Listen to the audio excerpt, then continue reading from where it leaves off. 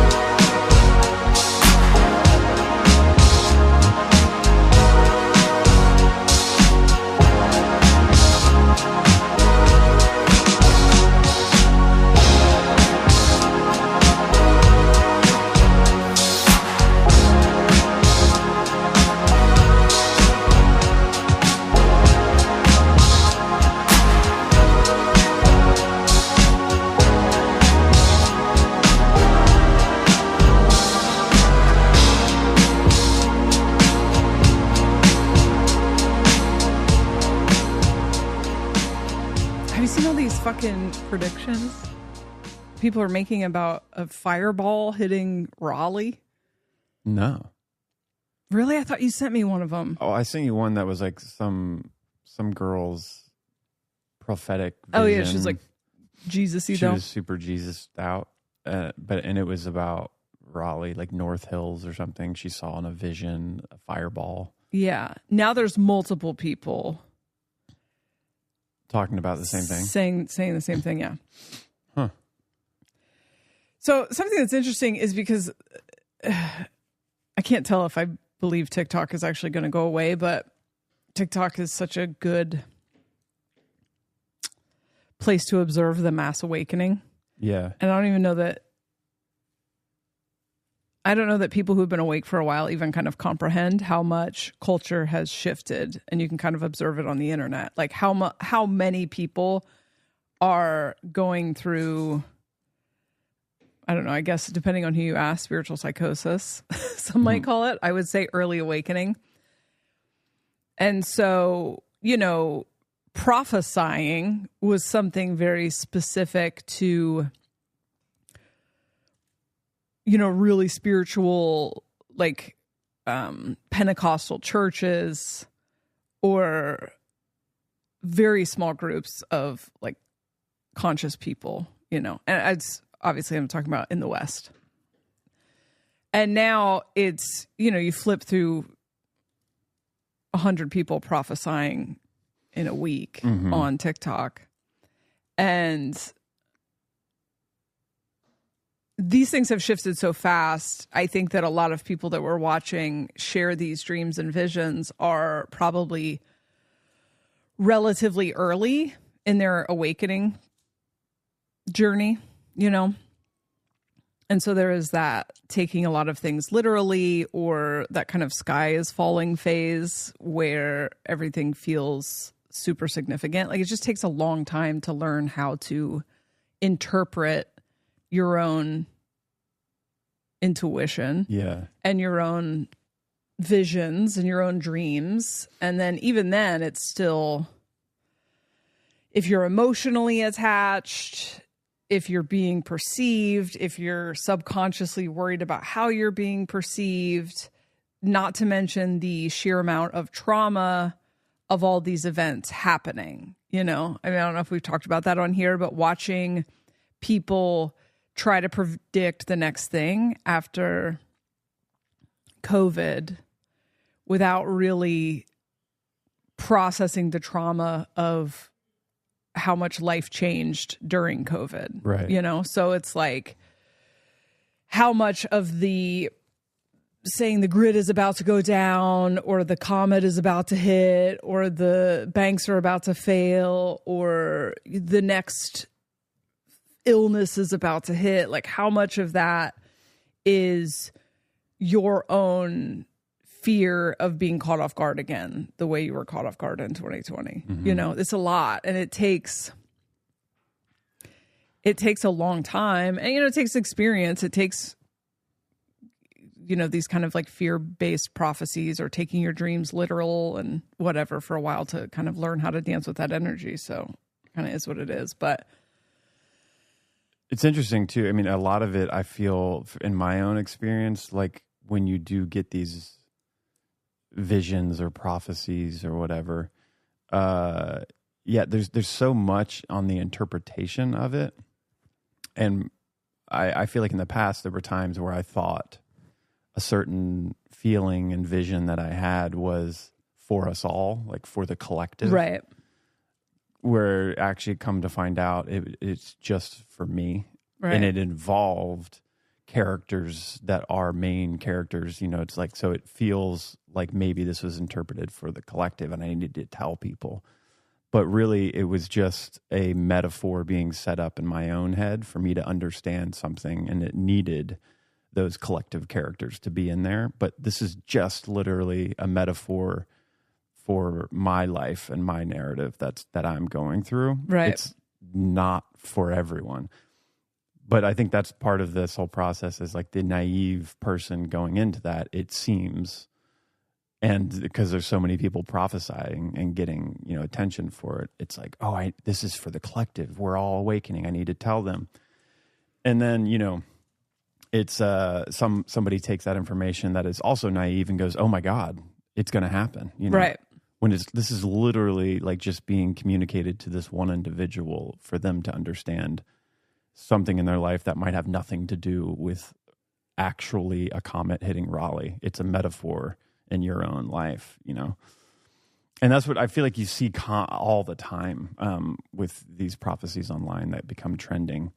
Especially, I don't know, I do have a little bias if it's coming from a hyper religious, dogmatic person. Like I'm just, my discernment is Yeah, pinging. It's tough when you hear someone say so. I try to stay open-minded, but it's tough when you hear someone, you know, I'll watch like an interesting take on things, and then at the end it's like, that's why you got to give yourself over to Christ. And it's like, okay, I actually don't care if you believe in that, but you know, your perspective is that we're living through the book of Revelations right now. And so that's going to skew kind of the way that you're interpreting things, right? Yeah.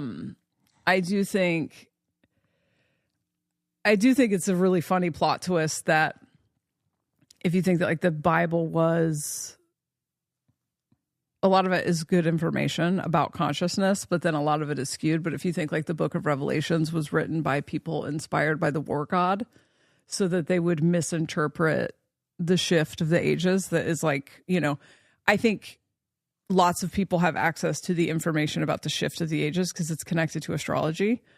And so lots of people who are not trapped in materialism knew that this was coming, and you could very easily write this book about what's going to happen. It's super vague. And it's just confirmation bias for the people that believe we're living in the book of Revelations, because it does appear to be happening, but it's also literally just the collapse of an age. So that's fun. Oh, sorry, I got distracted. The family is canceling for sure. It's like so sad.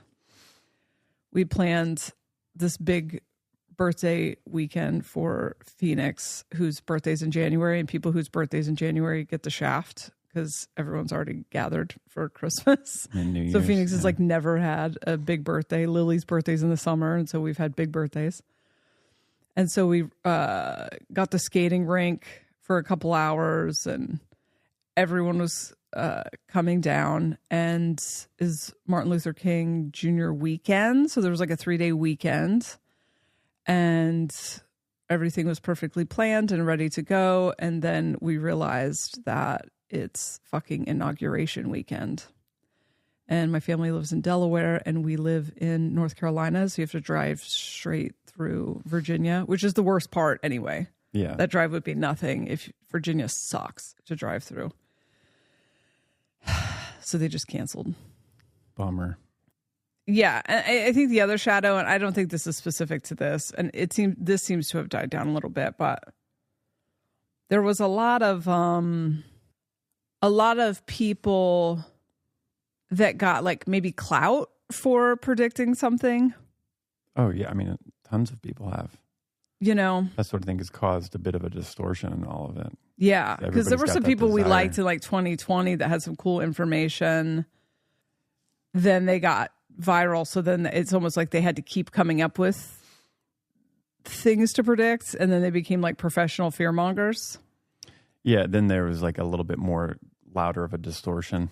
Right. I mean, I think that's what happens with the shadow of this kind of seeking external validation, seeking attention.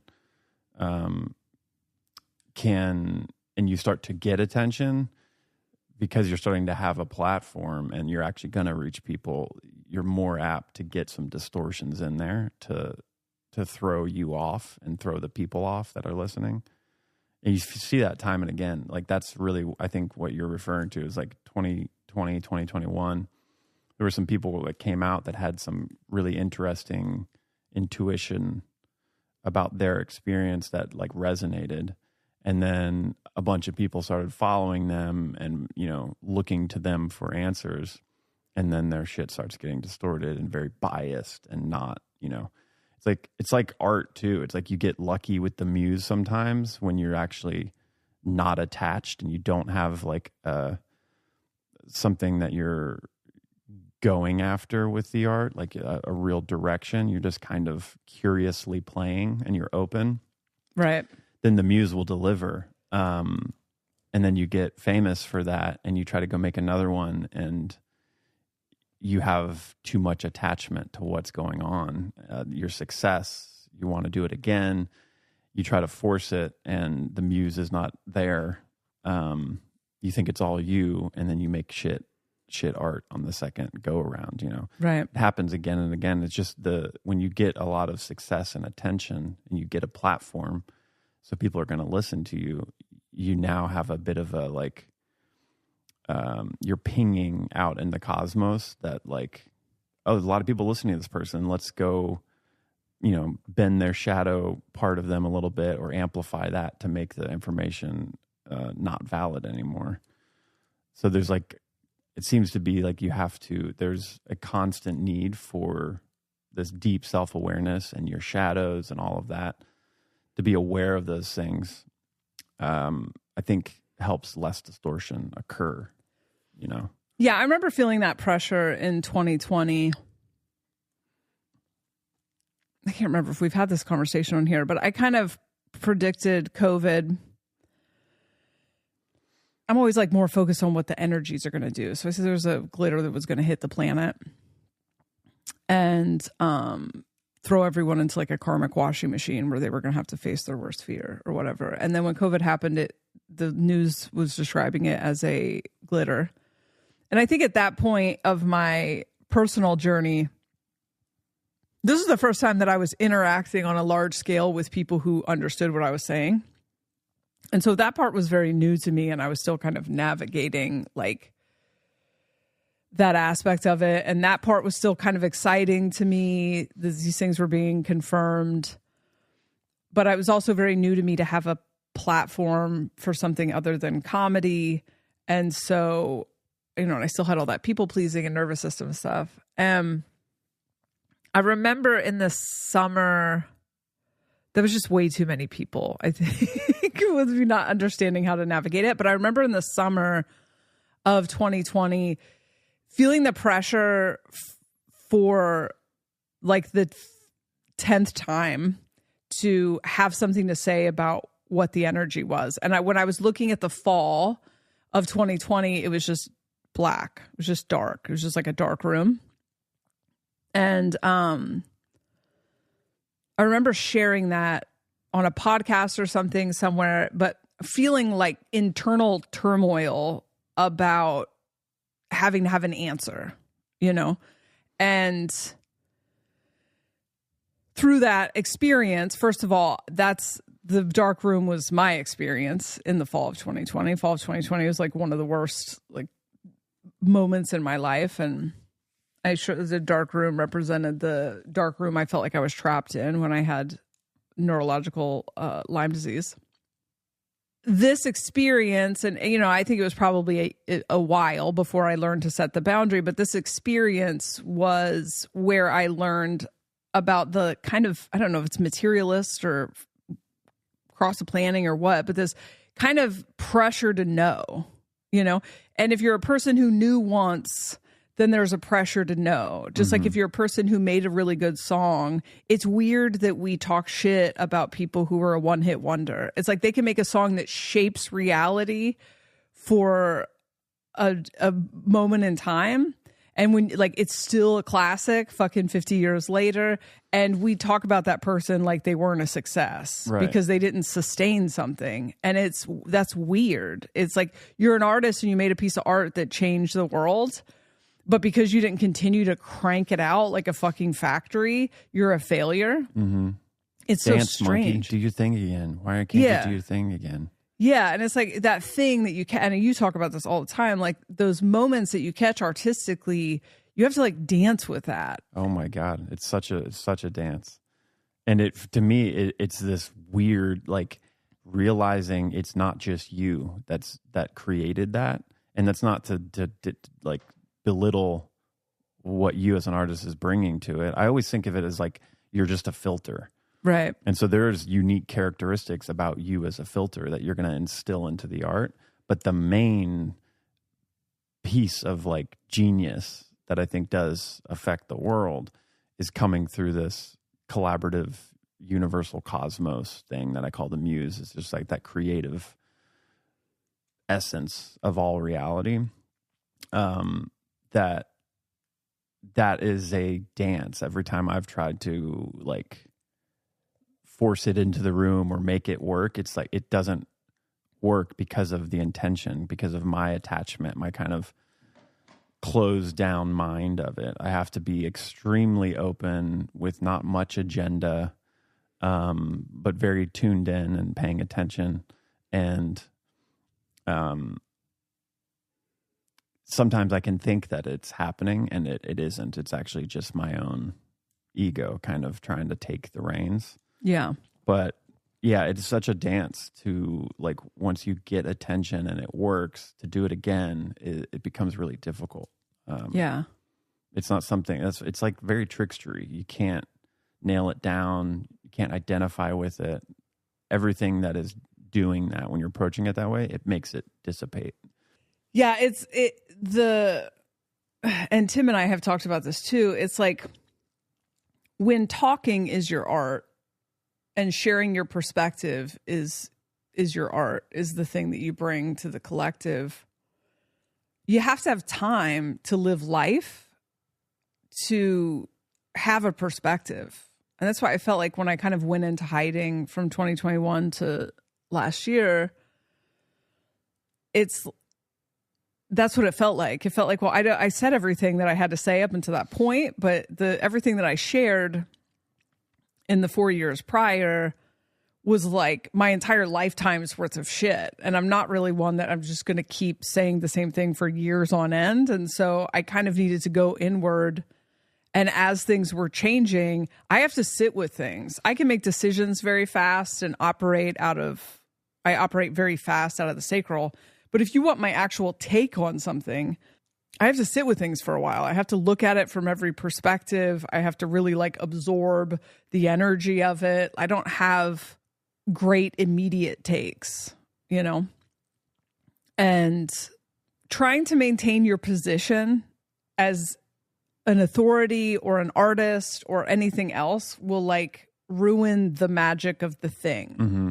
Because you're identifying with it too much. Yeah. And it's like, yeah, it's so weird. It's really hard to describe, but it's because there is like the consciousness of the unit is like really where the magic happens when you're not identifying as like, I'm the one only person. I'm connected to this collective, which part of that involves this muse creative energy. But, so it's like, it only works when it's like extremely open-minded, playful, and curious. Right.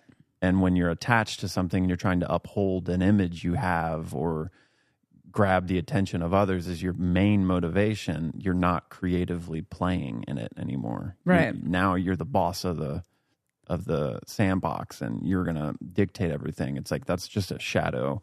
And so you're susceptible to distortions easily. And you might get divinely inspired and get that image, but it ain't necessarily true for the collective. It's not, you know. And I think the other issue with just in general, I don't like this like trend of prophesizing. Like everybody's looking for somebody to have the answers and decode what's happening right now and what's going to happen next week. When that does occur, when there is like legitimate prophesizing that does seem to come true, it's because it was the most likely thing to happen, but so many things can change the outcome of like somebody can prophesize something and then that week something specifically happens in the reality that like is an option to go on a different timeline, and what you prophesized 4 days ago has now changed because of so-and-so. And now this is going to occur. And so it's like, it's always a moving target. It's like probabilities, basically. There's like a high probability that this is going to happen in the next week based on where we're at right now. Tomorrow that could change because somebody might make their own free will decision and change up that timeline. It changes everything. It's also like, I'm definitely someone who's very future minded. And I feel like, and that's in my astrology somewhere too. I can't remember where. I think I have like Saturn, Uranus square. I don't know if that's it, but I am oriented towards the future and have always, like, a lot of my takes become like a collective perception way later, you know? And I do enjoy talking about where we're going, and I do feel like it can be helpful to help people reframe their perspective toward where I believe we're going. Like, obviously, I'm not God. So I think about that a lot, you know? I know that in 2020, what felt yucky to me was like, I don't want to become the authority in people's lives and they're living their life according to the church of what Jessa says is going to happen. I also didn't like the way that it felt like people were pulling on. It felt like my energy was being pulled on, was like, what's going to happen now? What's going to happen now? You know, it felt like there was a disempowerment happening there. Now I feel like prophesying individual whatever. I mean, there was a guy who was on TikTok who was like, get out of California for like the last, I don't know, 6 months or something. He was all over TikTok, like shouting from the rooftops. But he was kind of a Jesus guy, right? I'm not sure. I think a lot of them are. But, you know, it's been in the collective consciousness that something will happen to California for a very long time. Mm-hmm. You know, I think that's been projected onto California for a long time. Yeah, I think it's going to be interesting as we start to integrate, especially with the North Node just went into Pisces. So that should kick the spirituality stuff up a bit. For individuals, not that it could get kicked up any fucking further, but do you think part of this obsession that we all have to have prophecies kind of predict what's coming up, like we're all people that are kind of in the know and realize there's this massive changes occurring, and so they're starting to do their own, you know, inner work, and then they either want to take on the role as a prophesizer, or we want to hear from people. Like everybody's kind of, you know, addicted to knowing what's really going on right now with the fires. And so everybody becomes the sleuth and tries to figure that out. But is the obsession with like trying to predict the future a part of the growth that we all are going through to get to this other dimension that is at least involves like a much more complex understanding of time and how everything's actually all happening all at once. And, you know, so it's like when we get there, I think we will all naturally have an understanding of time that we can all predict the probable outcome of next week. But it's having to be initiated to learn that that's, you know, primarily mostly going to be coming, the messages are for you specifically. And if you want to interpret that for a wider collective, like that's, you can do that. But, you know, I'm trying to, it feels like to me, like we, at a fourth density reality, it involves being able to live somewhat out of time and in the way of like understanding this paradoxical idea that there is no past and future. It's all just occurring right now, and how hard it is to get our mind around that from being programmed that, you know, time happens to us, this whole thing. It's very difficult to get outside of that. Right. We have birthdays every year. We have clocks. We have to be places. So we're always kind of ingrained in this time is happening, and everything that has happened already is in the past, and everything's going to happen is in the future. I want to predict the future. So it's very clunky, you know, for a moment until we get into that reality. But so that's like why we're all obsessed with it, because we're trying to learn actually how to live outside of that. And then what goes on when you have a reality that is living outside of time. I think that is the fourth dimension. It's a variable reality of physical and spiritual, but that involves like being able to understand what we're in at the time, you know. I wonder if that's what it is that like that's why we're all kind of obsessed, because we actually are all practicing and learning how to live in a reality that is not so linear. Yeah, I mean, I think it's a combination of, going from a linear reality into a nonlinear reality. It's going from a materially obsessed reality into a reality in which you're experiencing it from different points of awareness. The core fear in human design, the core fear of the cross of planning is fear of failure. Which, if you think like how much that permeated everyone's being up until very recently, the core fear of the cross of sleeping phoenix is the fear of the unknown. So if you want to be ahead of the game in the cross of planning, the sooner you face your own fear of failure, the better it's going to work for you, right? The fear of the unknown hitting the planet when the thing about the cross of planning was it was all narrative. It was all stories. And those stories told you that you're safe as long as you're safe if you have homeowners insurance. You're safe if you pick a job in this field. You know, you're safe if you go to college. You're safe if you get married. You're safe if you're, you know, you live in this area. And the cross of sleeping phoenix is coming in and saying, fuck all your plans, fuck everything you've ever been told. You know, just in the last 20 years, how many jobs that people thought, like, this is a trade that I'll be safe for the rest of my life, and they've already become obsolete. And now how many are staring down the barrel of becoming obsolete because of AI? How many places did people think were a great place to build a family, and they're becoming untenable because of the climate, you know? So this fear of the unknown, people have to learn to live with, and you don't conquer the fear of the unknown by trying to get in front of every possible potentiality, which is what I see with the prophesying. Yeah, you're right. That's also a huge aspect, is people are afraid to not know, and so they grasp out and try to know the future. Yeah. The way that people, like, we experienced a pandemic. These pandemics, I think, historically happen every 100 years or something, right?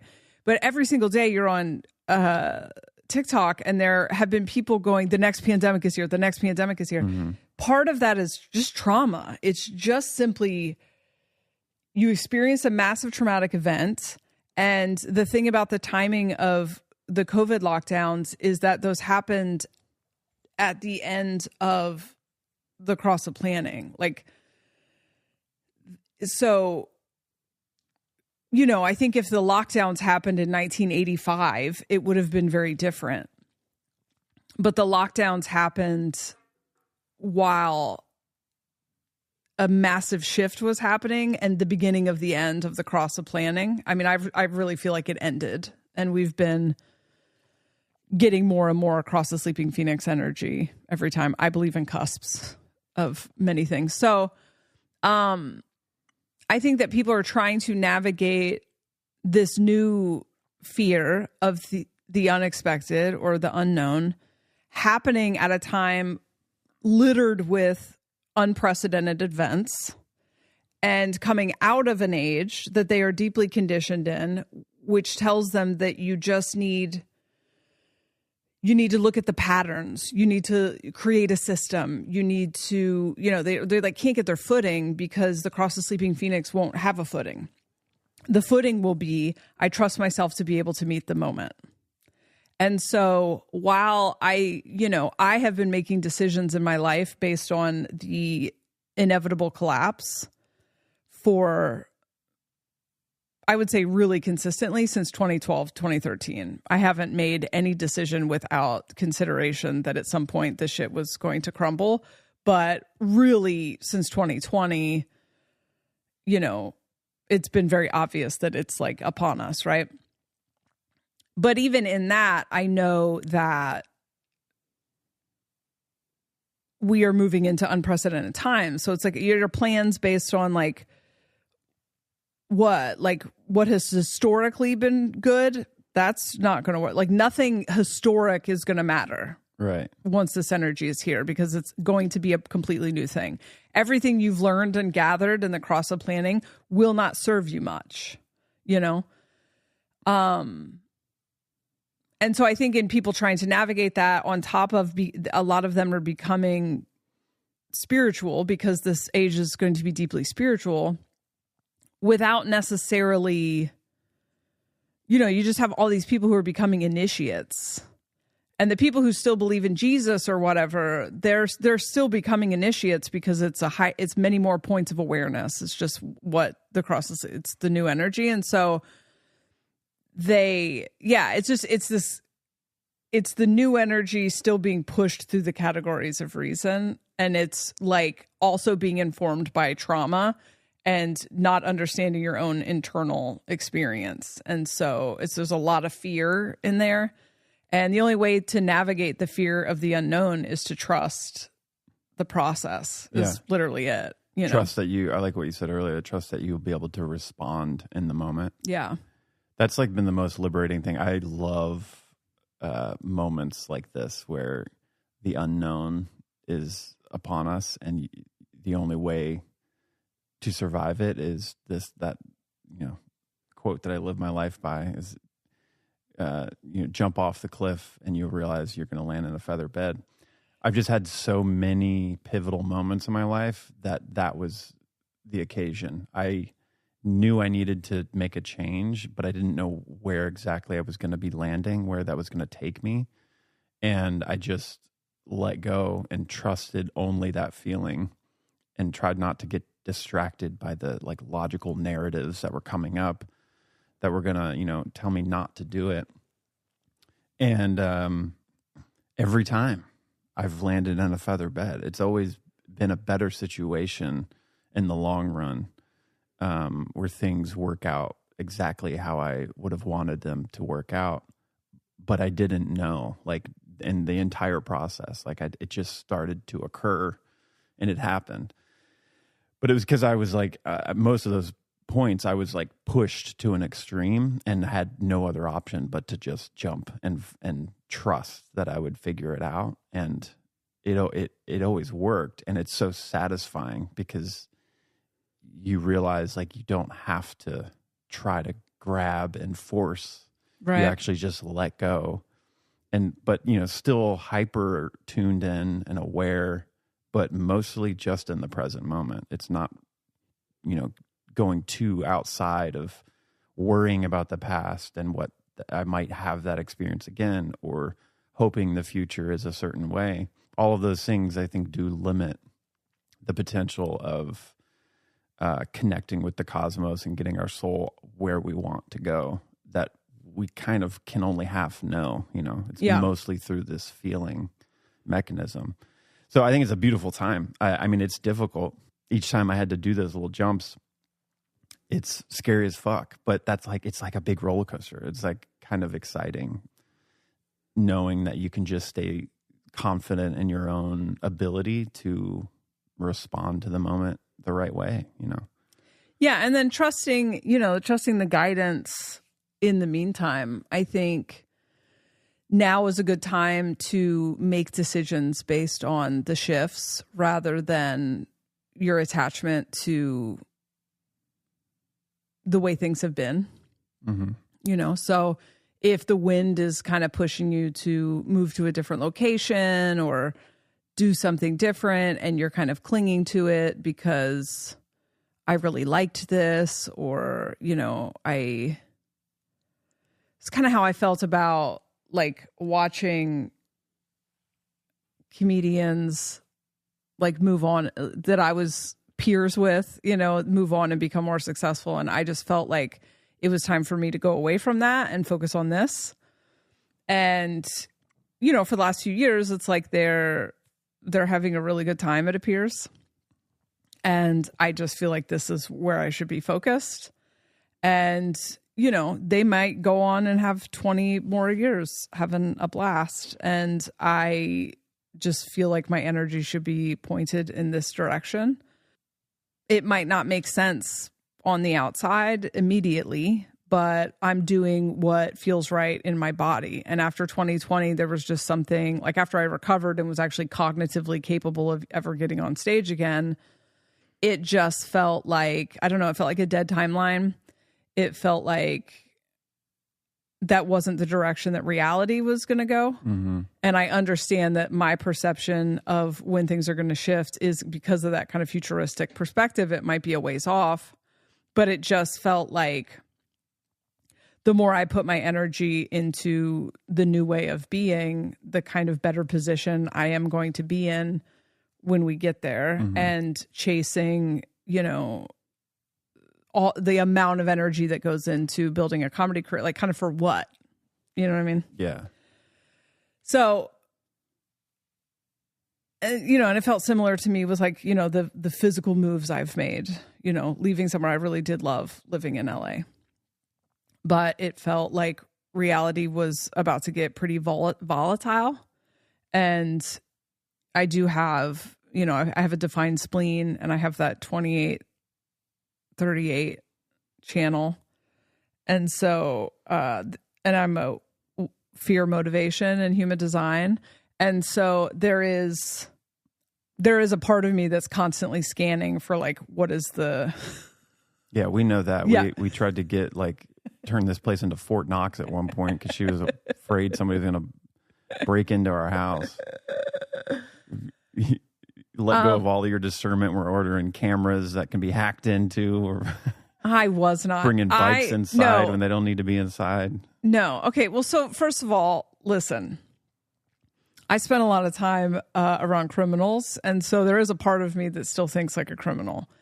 And the only time I bought cameras was when we were selling a house that you had a fucking... I'm all for the cameras that you bought that for that specific situation, so we could spy on the people that are going to buy our house and make sure they're the right people. No, I wanted them because the studio was separate from the house, and I was like, you can't just be putting a studio on the internet and then have it not be near the house. We have no way of knowing if someone broke into it. Yeah, so I just trusted that our elementals that we had befriended at the Nashville house were going to protect that. Yeah, I guess I feel that way. I trusted that, but I can't. Yeah, But we used it to spy on the people. Mark that were used buying it to spy and vet buyers. If he didn't like their vibe on the camera, he was not going to let them buy the house, which is so funny. I can't let them own my baby. That house was like my. It was a part of me. I wasn't going to let just any Joe Schmo come buy it. Yeah. So I'm glad we did that. But then we brought him here, and you kind of wanted to set him up here right away. Did I? I think because we were like out in the middle of nowhere and then moving back into a neighborhood. I don't know why it took me a minute to adjust. Yeah. You little pussy. I am very security minded. I'm not really afraid. I am just like, yeah, I mean, you're going to be set with me if it turns into like Walking Dead type scenario. You're going to be like, oh, I'm glad your brain works like that. Yeah. But there definitely is. I'm glad your brain works like that. It's just sometimes it's like, okay, let's calm down and be a little rational here. Yeah. There's not someone with some plan to rob us in the night, and all of the. It hasn't been that bad. There was a few weeks. Yeah. When we first moved into the house, I don't know. I was just like. You had me turning lights off at night when I was going to be in a room downstairs. The studios can't be too lit up. You don't want people seeing in the window. Yeah, I can't really share all my thoughts about that without talking too much about the. We'll take all this out anyway. I was just trying to make fun of you. I know. I kind of have to go to the bathroom already. So there was a comment. Well, why don't you go take a potty break before you get into that? Okay. You feel the intensity of me needing to pee? Isn't that so funny when you have to pee? It's like it changes the vibe of the podcast. Yeah. That's why by the end you're just so different. You can tell when your bladder is full. Yeah. Vyvanse was great for about 3 weeks, and then I hit the week before my period, and it's like I'm not even on Vyvanse. It's just not no energy. It's not touching the luteal phase. I guess the energy is still. I'm sorry, what? Huh? It's not touching your luteal phase. I don't know if that's how you pronounce the word. Luteal phase. It sounded. It's weird. not. Oh yeah, it's not. Touch me in my luteal phase. Hot. It's not putting a dent in my luteal phase. I just don't know if that's help. how you pronounce that word. It didn't help. Really. It's not putting a dent in the week before my period. Yeah, I don't know what you're talking about. It's not fucking me in my. You know what I'm talking about. We talked about putting a period app. Putting my period app on your phone so that when I tell you that I feel like you don't love me, you can just check and see how many days it's been since the flower. And to know how serious to take it. how serious to take it. Yeah. No, it's been a pretty loud pattern that we have experienced for sure. Yeah, it's pretty funny when you were like, whenever your luteal phase is not being touched, you don't feel loved by me. So I just need to touch your luteal phase. It's luteal.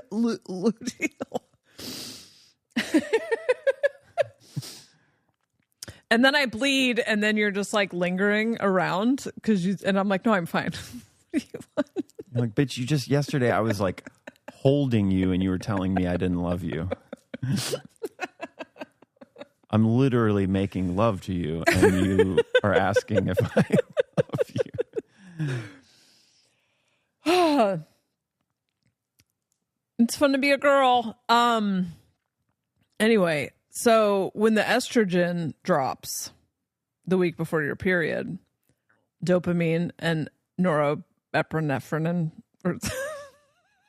That's not the word. How long have you studied science? I'm an expert now. Yeah. Perimenopause, I have found a new area of expertise. So when I first started the Vyvanse, it was almost a little bit too much. And that's because I had more estrogen, I think. And now it doesn't feel like anything.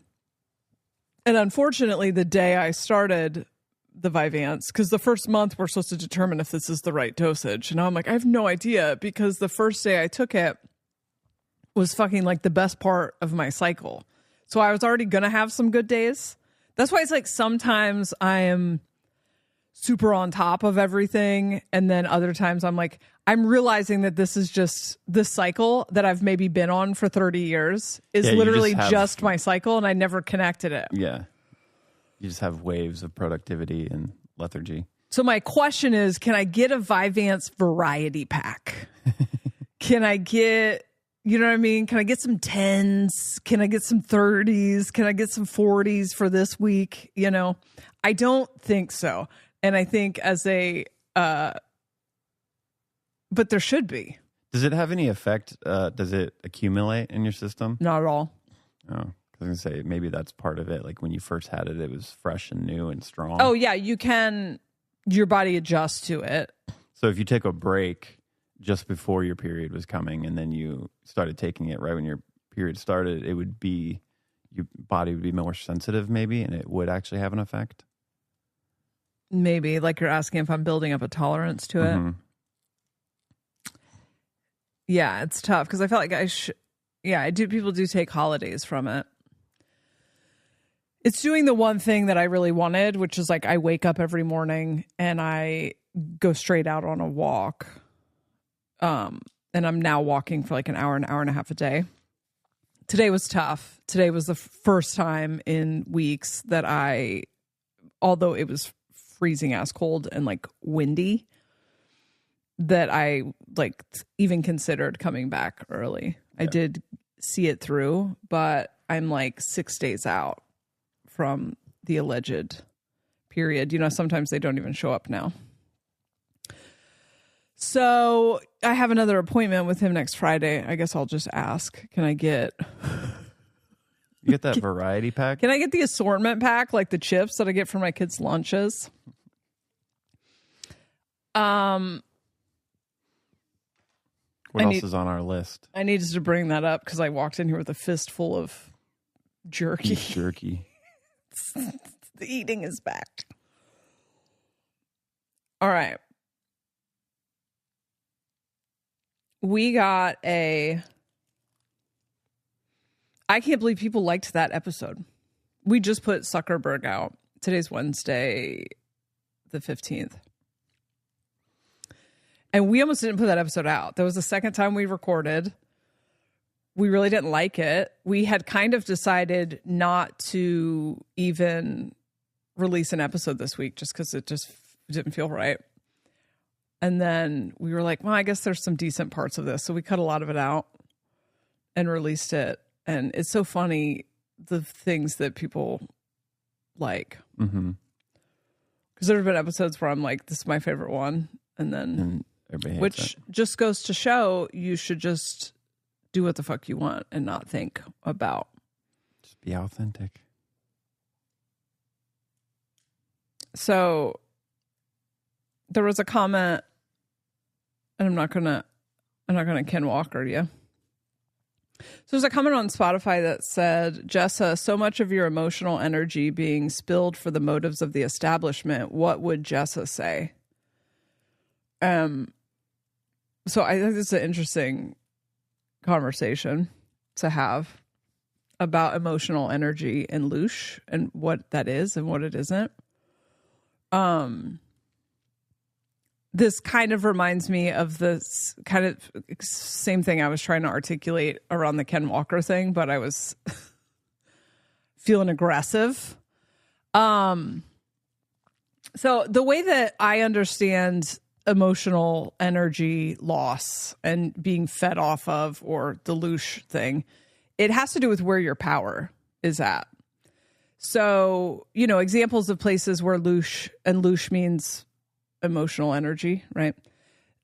Get collected by parasitic energies are places where people give off a lot of that energy and are outside of their power. So a concert is an example. You can go to a concert because you love a band and you're listening to the music and you're just vibing. You're not being loosh is not being harvested. If you're at the concert and you're like trying to peel the skin off of your face because you're within, the same room as a celebrity and you're like, oh my God, you're giving up your emotional energy, right? If you're at church and you got your arms up in the air and you're like, please, Lord, take all of me. I mean, literally, you're outside of your power. You're giving your power to something else. If you're at a football game and you're just enjoying the game and you're watching people play a game, not loosh. If you are at a football game and it's like, feels like your entire life is at stake, which a lot of people put themselves in that position with gambling or whatever, or overly identifying with a team, that's harvestable energy. If you are engaging with the spectacle and the video game, and this is the line I'm always trying to draw, and kind of what we talked about in that episode, from the perspective of it's not fair, it should be different, there should be justice, my life would be better if this wasn't doing that. It's how you're interacting with resistance, and then it's also how you're interacting with these entities, right? These people. And so kind of the way that people interact with the idea of the quote unquote elites or the World Economic Forum or whatever is a lot of time they're in a very disempowered state. They are of the belief that their life would be great if it wasn't for these guys or whatever. And I don't hold that perspective.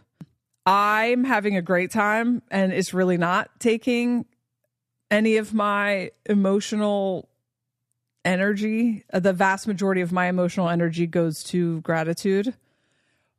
I do like to rant about things. I do like to make fun of things. And in this specific moment that we are in, I think there is a collective awakening out of propaganda. And I'm definitely excited to point out a version of reality that I think a lot of people haven't seen because of the propaganda. So kind of the reason, like, this is not a new perspective for me, nor do these greedy billionaires like really have any impact on my life, because I've known about them for a long time and I've seen them for what they are for a long time, and I've navigated my life in a way that doesn't have a massive impact on me. They don't have a big impact on me. Outside of like, the food is poison, the air is poison, the water's poison, the usual. But not every emotion is bleeding emotional energy. It's there aren't like neat boxes to put this stuff into. It's really something you have to be able to like kind of feel, Mm-hmm. So if I'm on a call with someone or I'm watching someone on the internet and they are like despondent over the actions of the billionaires in a way that is like emptying their cup, or the way that conspiracy theorists are like kind of trapped in a cycle of pointing out what that they are doing, but they don't have any actionable steps to take otherwise. And then also the mythology of the us versus them, or the good guy, bad guy, whatever. A lot of these things are like kind of matrix traps. But I don't think that the answer to that is just focus on the positive. I just like don't believe in that. I think that I'm a huge proponent of wallowing in gratitude, spending more time focused on what you love than what is wrong. That is definitely much more of what I'm doing in my kind of private life. And this isn't like a defense of myself. I'm trying to get to the nuances of I feel like our materialist mindset of needing to put everything in this box or that box things like is equating. I can't quite figure out how to articulate this because there's not. Yeah. And are you almost saying it's like it's not being emotionally charged about something is not always, you're not always like siphoning off your energy to some being that's taking it as loosh. Like you can get emotionally charged about something and use that in a positive way that is empowered and you're not leaking your energy out. Right. Yeah. I mean, I've had discernment for a long time, so I can see when people are full of shit for a long time. And if I'm leaking energy on anything, it's the fact that people fall for it. It's not really what the people are doing, it's because they're just playing their character. It's the fact that people fall for it. But when you look at like me ranting about Zuckerberg or whatever, I'm mostly just fucking around. I'm mostly just having fun. Yeah, you're not losing sleep over like what he's doing. No. And I'm not, he doesn't have any power over me. But when we are having conversations about the way that I actually see things is like, it's a video game. With a question like, what would Jessa say? I wouldn't say anything unless you were having a bad time, If observing what the billionaires or whatever are doing is taking you out of your power, then I would say, stop looking at it, stop talking about it. Yeah, maybe I don't even want to address this comment. Because I keep wanting to address this idea in the orientation towards positive only, and the thing is it's so complex and it's like energy based. It's like you would have to read the energy of it.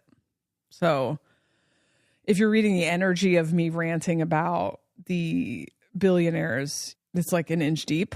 I don't know, that it's not having an impact on my life at all.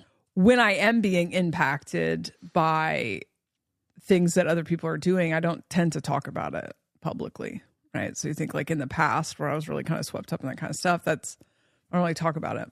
So, but yeah, I guess I don't know how to speak to that. Yeah, I mean, it's an interesting conversation around emotions because I think I've oscillated so many times in my own seeking from viewing emotions as like a superpower that we have, that humans seem to have, that some other beings don't have, and we see how they operate. It's more like a hive mind. They don't really feel feelings of others, and that can be actually really powerful. But I feel like I've gone through moments where I have realized the power of my own emotions at certain times, where it's like it's a battery that can be charged. If I listen to deep, somber music and it like enhances my feelings, it brings me to a new state of consciousness that I can then work with. And it seems to be like it directly comes from the music for me. And so it's like a charging mechanism. It's very positive. It's kind of what's wrapped up in the hero's journey, and everything is like storytelling. It's all about the emotional arc of somebody that starts off with nothing. They have immense loss, and then they rise to the occasion and, do amazing feats. But then there's this side of spirituality talk that kind of gets into the, being controlled by your emotions is not a good thing. It'll lead you into dramas and things that you don't want to experience just because you're stuck in your emotional state and you don't know how to ground it. So you act out and you do wild shit based on really a simple emotional internal feeling that you maybe didn't know how to deal with. And so I think it's an interesting conversation. Like, what is the difference between leaking loosh to something that's not benefiting you, it's benefiting the other. You're just losing your energy, as opposed to feeling an emotional response on the inside that's so strong that you want to, respond to it or take action to it. Like, where's the line? What's the difference? Yeah, I guess the thing that I'm resistant to I'm about authenticity. And it's like, whatever it is, as long as it's authentic. And so if I'm authentically feeling fired up for 5 minutes about Zuckerberg, it's very fleeting for me, but that's like authentic in the moment. But I definitely sometimes when other people are fired up about something, I have that thing where I want to pat it down, you know? And so I guess probably, you know, this comment is, I think if we hear someone ranting about something that we don't feel ranty about, then we just kind of have this natural response of like, calm down. Yeah, it's the ranting for me though is just, it's just not that deep. I don't know. It just feels like off-gassing to me a lot of times when you do it. It's like you're not losing sleep over this, but this is like, these are thoughts that have been kind of circling around. Reality's reflecting it back to you. Like, this is an annoying little thing. And so you want to just off-gas it and point it out, discuss it, get all of that kind of steam out. And then, you know, well, when we're on the podcast, it's like, I'm sharing my perspective, and I'm sharing my perspective about something that is big. You know, it feels like a Goliath type scenario that has like dominated people's conditioning. And I just like to rant. I mean, I don't know. That's like that. A lot of my comedy was kind of just screaming into the microphone. I just like to rant. It's not necessarily emotionally very deep for me. The moment that we are currently in, and this podcast is literally just what we are naturally talking about, right? So sometimes we'll be on a subject for a few months because it's the moment that we're in. And then, you know, we forget we were ever even talking about that. The moment we are in this class consciousness thing in the United States is people waking up to the propaganda of they, you know, and that is something very, I don't know, it's very exciting for me. I guess if there's an emotion, it's like excitement, because it's one of those things where I've just seen this for a long time. I'm not trying to suck my own dick, but if you've ever been like in a friend group and you know the person's a piece of shit, but everyone else thinks they're great, and then you just have to sit there while everybody else gets kind of like fucked over by this person until everyone starts to put it together, and then you're like, yeah, you know, that I'm in that moment. So I'm more excited rather than anything else. I'm not feeling victimized, I guess is what I'm trying to say. The only time I would advise to look inward about your emotional energy is if that emotional energy is trapped in a perpetual cycle of victim consciousness, which I don't feel victim consciousness at all. Yeah, and I'm just not one to promote the idea that everything needs to be good vibes. And I've tried to say that in the Ken Walker thing. I don't, and I'm sorry if I've given people the perspective that your emotional energy needs to be put towards only positive feelings. When I'm talking about that, I'm talking about people who go, I hate my life. I hate what's happening. I hate that. They're trapped in victim consciousness. And in that case, you want to steer your emotional energy towards the things you do like, so you can change your algorithm. My algorithm rocks. And when I'm not on a microphone, I mean, how many times a day do I talk about the things I'm grateful for? I mean, it's where the majority of my energy goes. And so I guess we don't need to be restricted in our speech or where we put our attention, unless, of course, you have kind of put your coffee cup down on the nightmare button and now your life totally sucks. Then you need to steer your attention elsewhere. Mm-hmm. But 2 hours a week is not necessarily an accurate representation of where my attention is the rest of the time, I guess is what I'm trying to say. I'm not like, I don't know. I don't even, we'll even leave this in there. Because sometimes when I'm like responding to comments, it's like, I'm not like triggered by that. Yeah. Comment. It's sparked a thought. Yeah. Because I think that the conversation around emotional energy or attention is important because it's such a huge part of the like new age like whatever that thing, right? And so you get all these weird positive robots happening because they're policing their actual experience by trying to be positive all the time. And there are certain situations where if the shit has hit the fan, I do get very careful. Like if I suffer a loss and I know that I need to focus on that loss and process it in order to make sure that I don't fill the algorithm with nothing but loss, like I won't be scrolling, you know?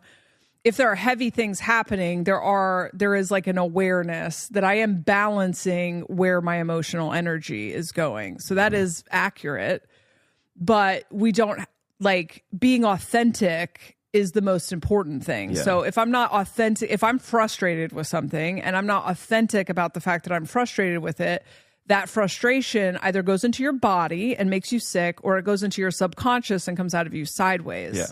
And so if you're frustrated about something, express your frustration. Emotions are supposed to pass through us pretty fast, emotional experiences.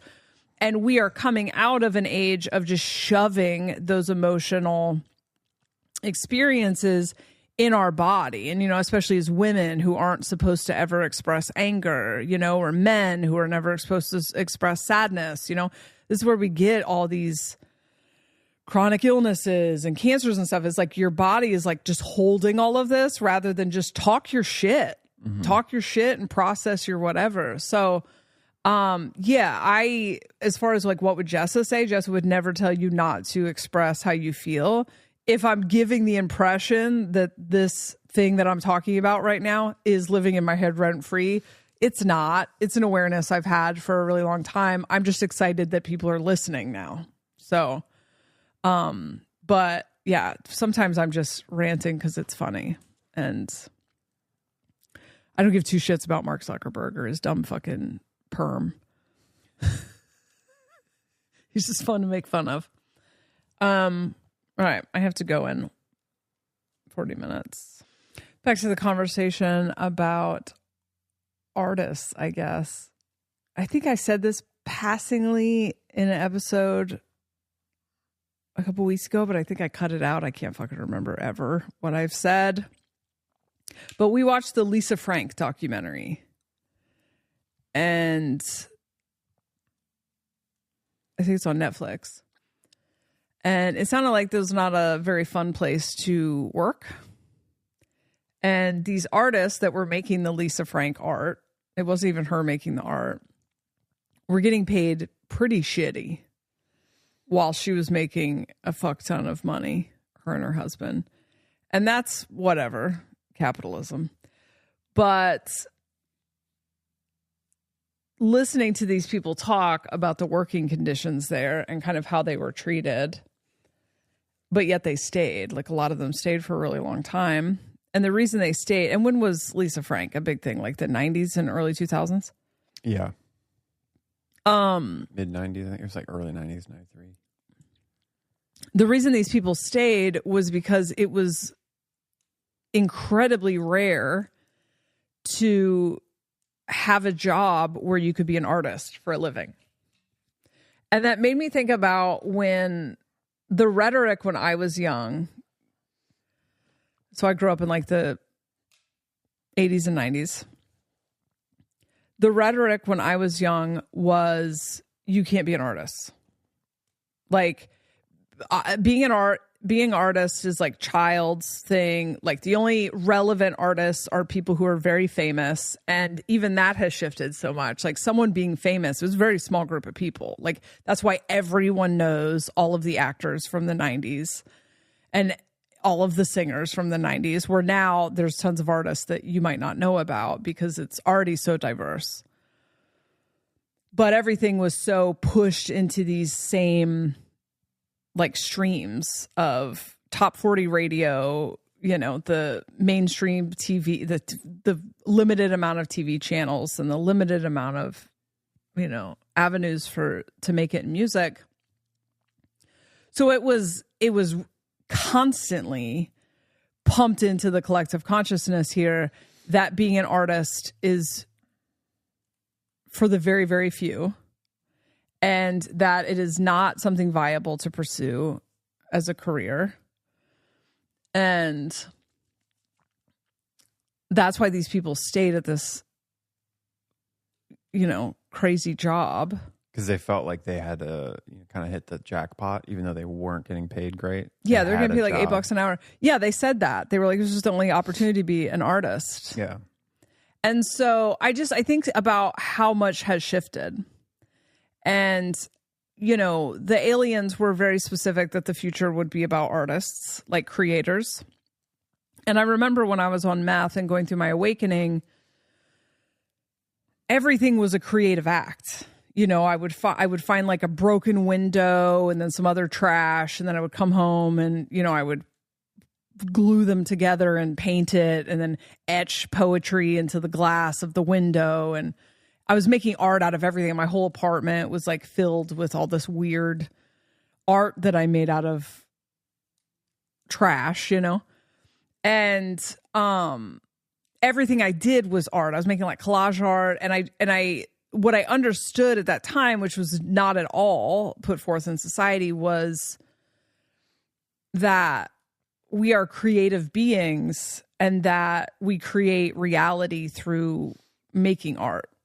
And I now understand that as we wake up, like we're all creator gods, like we're co-creating this reality right now. We just haven't been aware of it, right? And so we're all creator gods. And so the reason that the art is so important is because that's like bringing us back to our actual nature as creators. And the more we get in touch with that, the more we will get in touch with the part of us that can like actually bend reality and shape and create this reality that we're living in.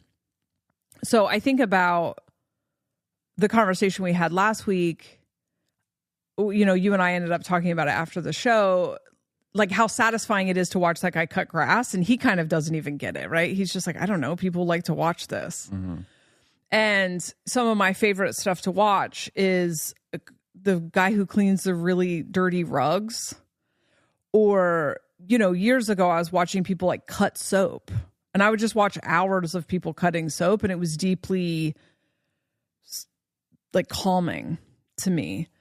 And so many people now make a living making videos of themselves doing mundane things, but it's deeply satisfying. So we're finding this part in ourselves that is, we are recognizing the art in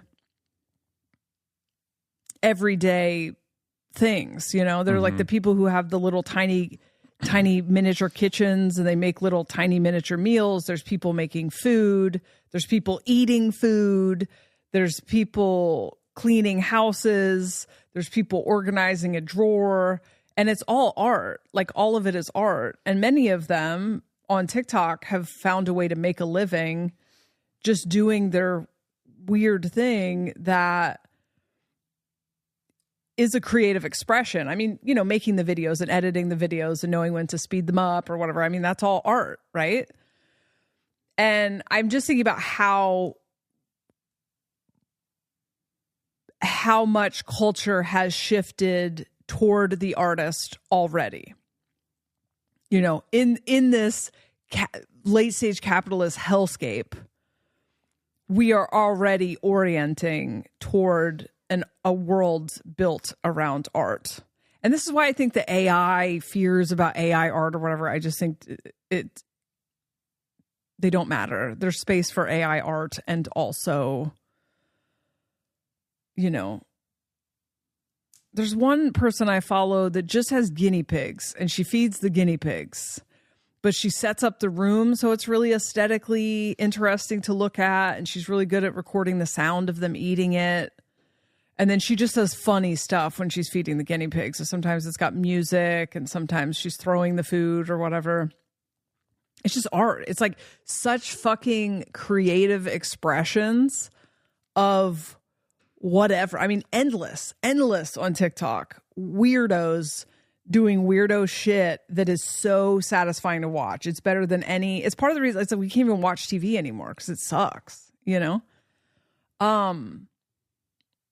I don't know. I mean, I guess it's a weird thing to say when potentially this episode's going to come out the day after TikTok got banned. I don't think that if the ban happens, which I'm skeptical, it's not the end. I mean, there will be something else, but I think people don't realize, especially if you're not my age, like I don't think you realize the creative renaissance we already are in.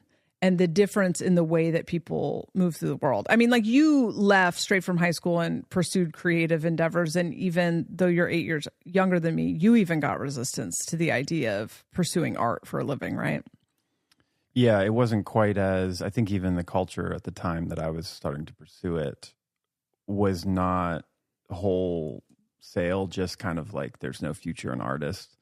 I mean, I think it's always been different, just our upbringing with our parents primarily. Right. My dad was like an artist his whole life.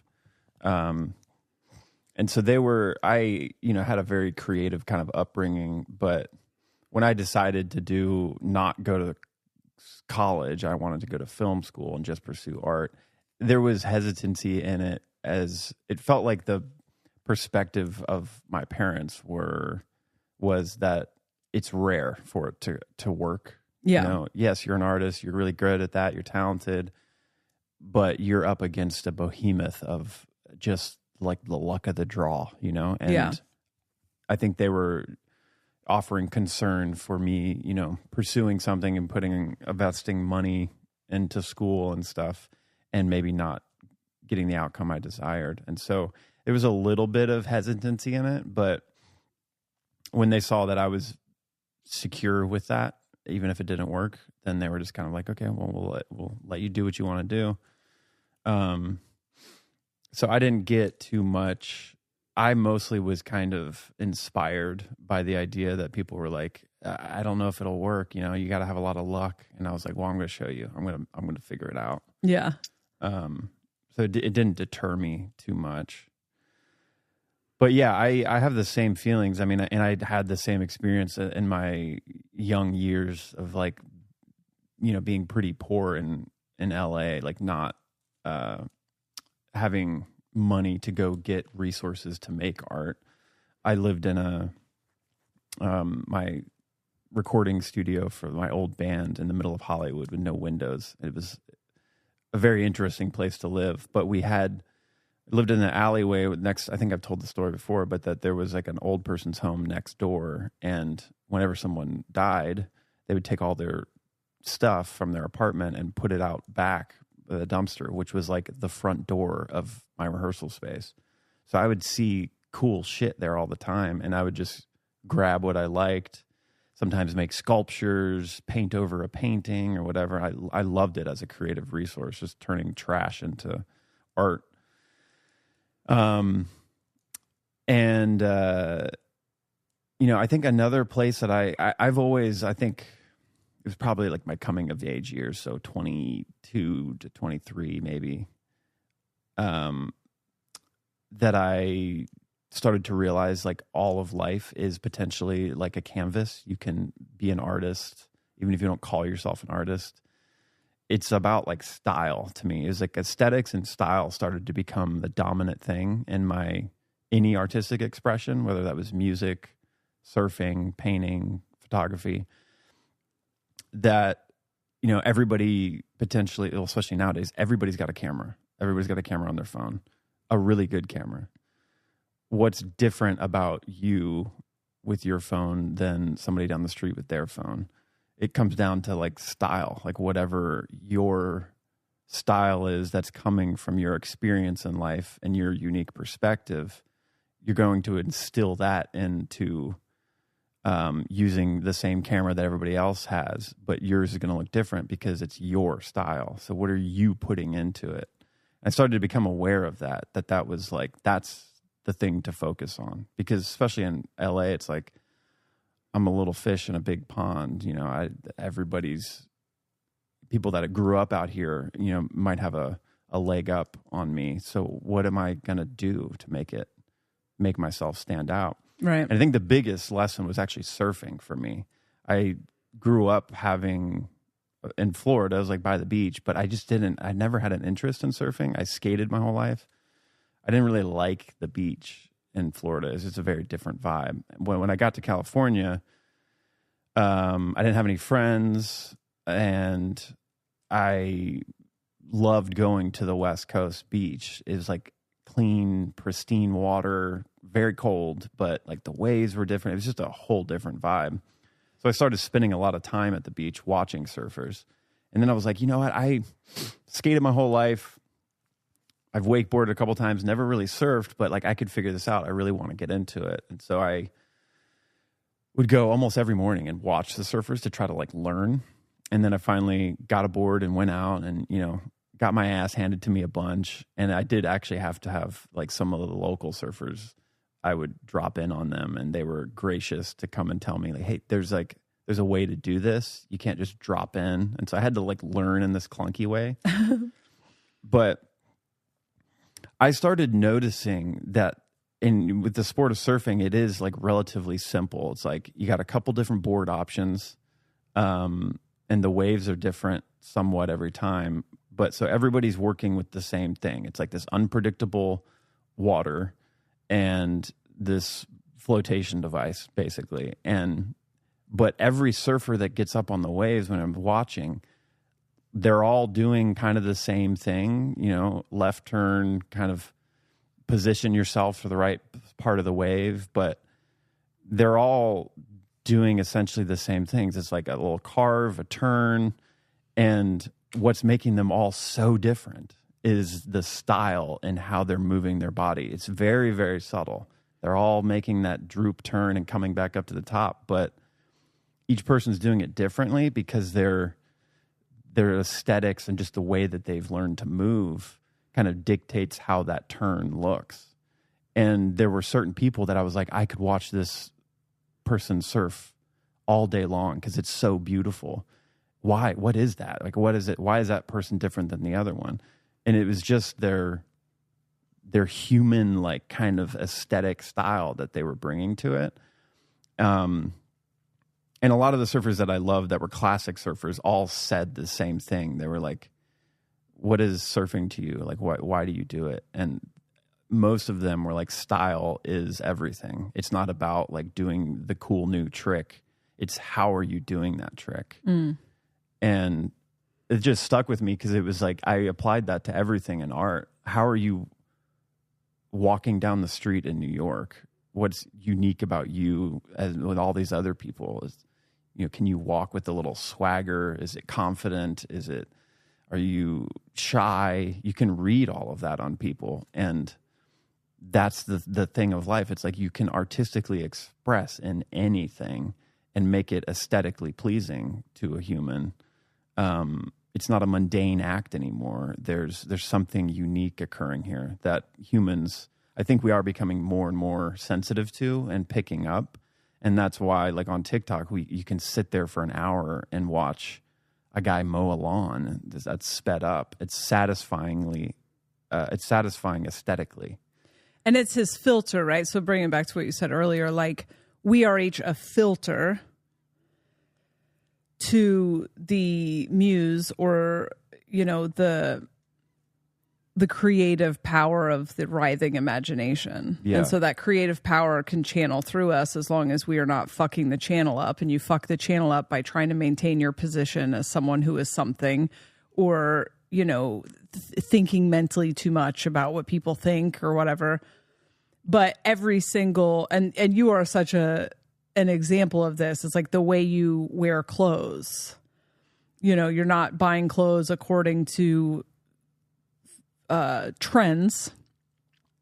You have your very own unique style, but even on a day where you're going to be kind of lounging around the house, there is something very aesthetic about the way that you put yourself together, the way that you organize your desk, the way that you vacuum the floor. Like everything you do is through this, like everything is like an art piece. Yeah. And it's so much more satisfying. Like when I learned that early on in life, I think I used to think maybe that I was weird or something, that I liked approaching everything my own way and like kind of putting my own spin on it. And it, for me, it makes the mundane acts in life like way more exciting to be able to use it all as different paint colors to paint life with, you know? And, yeah, for me, it's like, it very much influences my own art when I am showing up to try to create something. But it also, to me, has just through life been a reminder that like the very act of being alive and being a human is like a canvas where our creator God's like the source is a infinite imagination of creation. And so you could also look at this life as like, you know, a lot of the ancient texts and like, you know, even modern spirituality talks a lot about there's an observer observing us. And is what is that? It's like it's aspect of ourself. It's some other protector beings or whatever. But in a way you could look at like, I do feel that to be true, that there's something or a group of beings like watching this experience, just like we're watching social media and we're like watching other people's lives. Yeah. And we get really drawn into what their experiences are that are different. And that this is like the human experience is the social media for us at a higher level. Yeah. Watching what we once did. And I want to, if that's me watching it, like I want to make it an aesthetically cool process. I want it to look different and I want my uniqueness to like stand out. And that can happen in just like the most simple things daily. When you're aware that you're, you know, I'm going to walk this certain way to get to my destination.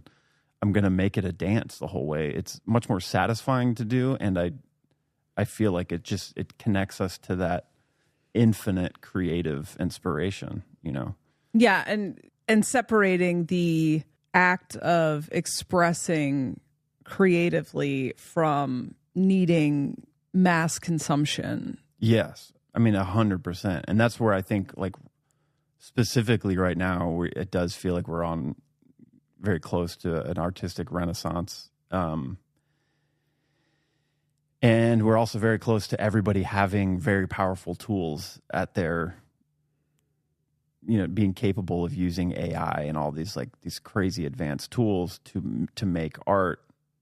It's becoming more and more important to think about what's different about you as an individual that has all the same tools as everybody else to make like high quality production art.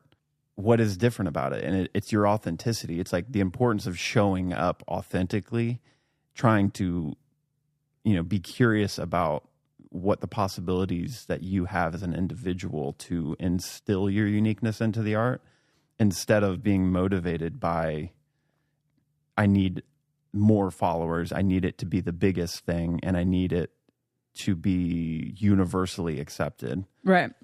Are Viral. all the things that like make it not aesthetically unique. You know, we believe that that's going to be more satisfying, and if we're on the billboard and we have everyone liking us, that's success.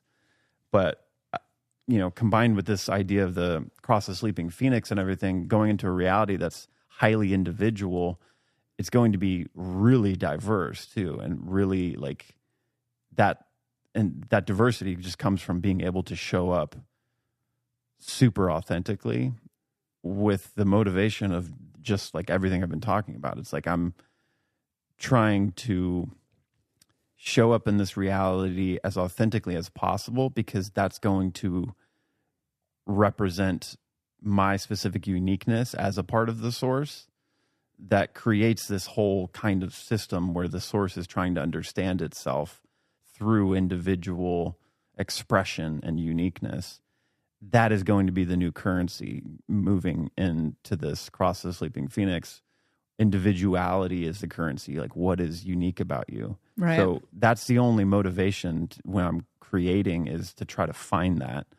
If I ever find myself making decisions that are based on homogeny, or like because I want one specific person to like me because it sounds this way, if I recognize that in the creation process, I pull myself out of it and make sure that I'm back into a more curious, playful, no rules, just expression. What do I think this should sound like? What is my taste that I've developed? Like what do I want to hear? And I think that's what actually does paradoxically get us to making genius work that everybody does like, or a lot of people like. I don't think any art should ever be universally palatable. Everyone should not like it, because it's not how it works. I think we're all very different. We all resonate aesthetically with different things, and that's beautiful. It needs to stay intact, and homogeny just fucking kills that completely. God, homogeny fucking sucks. Yeah, I'm thinking about how many times I've had to learn that lesson in my life. Like I made one really authentic hour about parenting when Phoenix and Lily were small. And then you get kind of pigeonholed into mom comedy.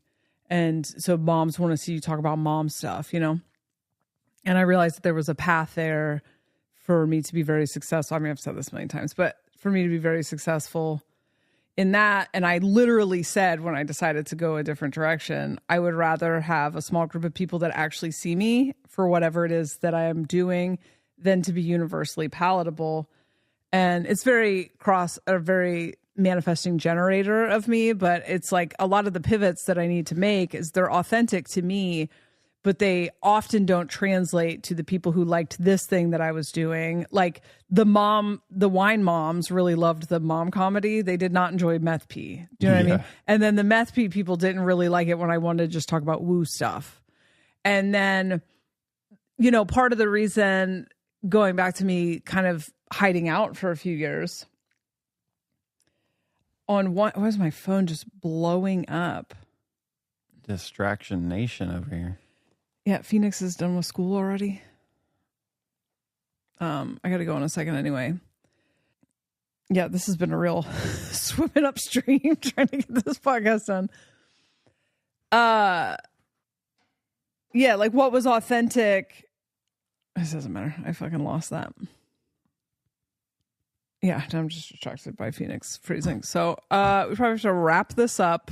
I had a couple of things I want to talk about, but I have to pick Phoenix up from school, I guess. And then I have to cancel this Airbnb, and there's a lot. Yeah, let's just record more. We'll add more to it, because I think there's not enough here yet. Okay.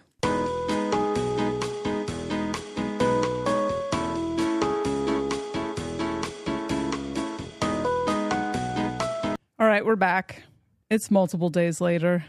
We were going to record when I got back, and then that didn't work out. And now we're recording before we have to head out of town to grab the little one. The little one. The tiniest child. Yeah, so... David Lynch died since the last time we were podcasting. Yeah. By the way. I don't know anything about him. You are stupid. When I tell you I've been very disconnected from the society that I live in, I mean it. He's the artist's artist. He's the, I don't know, considered one of the most influential artistic.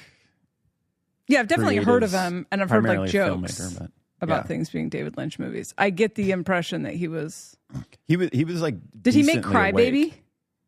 I don't. With Johnny Depp? I don't know, actually. I'm a fan of him, but I'm not a fan enough to know like his entire catalog. Okay. I just am a fan of his perspective on creativity and life in general. He's kind of who really made transcendental meditation kind of popular in Hollywood. Oh, wow. He's the one who had kind of brought it forth. It was already there, but like he really made it popular. But he had just great takes on consciousness, that creative muse, the well. He always likened it to like fishing. You're like fishing for a big idea. He is really great. We're going to miss him. I thought Was he of a ripe old age or 78. It's not bad. It's not a bad run. It's not a bad run, and especially for he was like his obsession was coffee and cigarettes. He's like every morning, it's like the first thing I do. I'm coffee and a cigarette. I mean, he's kind of doing it all day, but like when he's painting or doing any kind of art, he's got that like his vices are a huge part of it, and I don't know if that's what he died from. Actually, I didn't look into it enough to see what the cause of death was, but I thought he was like indestructible. He's been smoking his entire life, like packs a day. It's crazy. Some people are just built different. My stepdad's grandmother was still smoking, and she was in her 90s. Yeah, my grandmother on her deathbed was smoking cigs and drinking whiskey. If I have too many cups of coffee, I'm fucked. Do you know I am 47? It's not fair. My grandmother, though, the thing we've talked about this before, maybe not on the podcast, but I think there's a difference between like if you're using something unhealthy, but your mind sees it as not that. My grandmother was so like we had multiple people in our family die from cigarettes or from cancers. Ultimately, my grandmother died from breast cancer. Maybe that was tied to cigarettes and alcohol, maybe not. But she loved it. Like she didn't care what people said that it was unhealthy. For her, it wasn't. She was like, no, I love doing this. I don't care what you say. And I think that was part of like why it didn't really affect her to the end of her life. As opposed to my dad, died of COPD, smoking his entire life. And he like felt bad about it.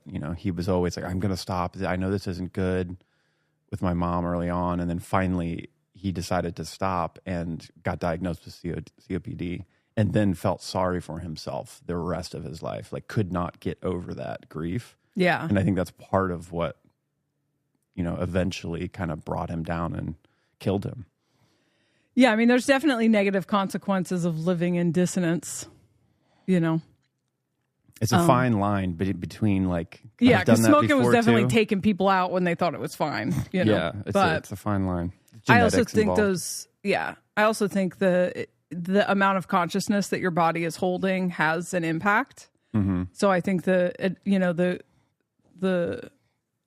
greatest generation or whatever the fuck they name themselves and the boomers, their bodies weren't having to hold an enormous amount of awareness. And so they got away with partying more than most people these days would. But, I don't know. That guy sounds pretty that's a blanket statement that's probably not completely accurate. I don't know what it is.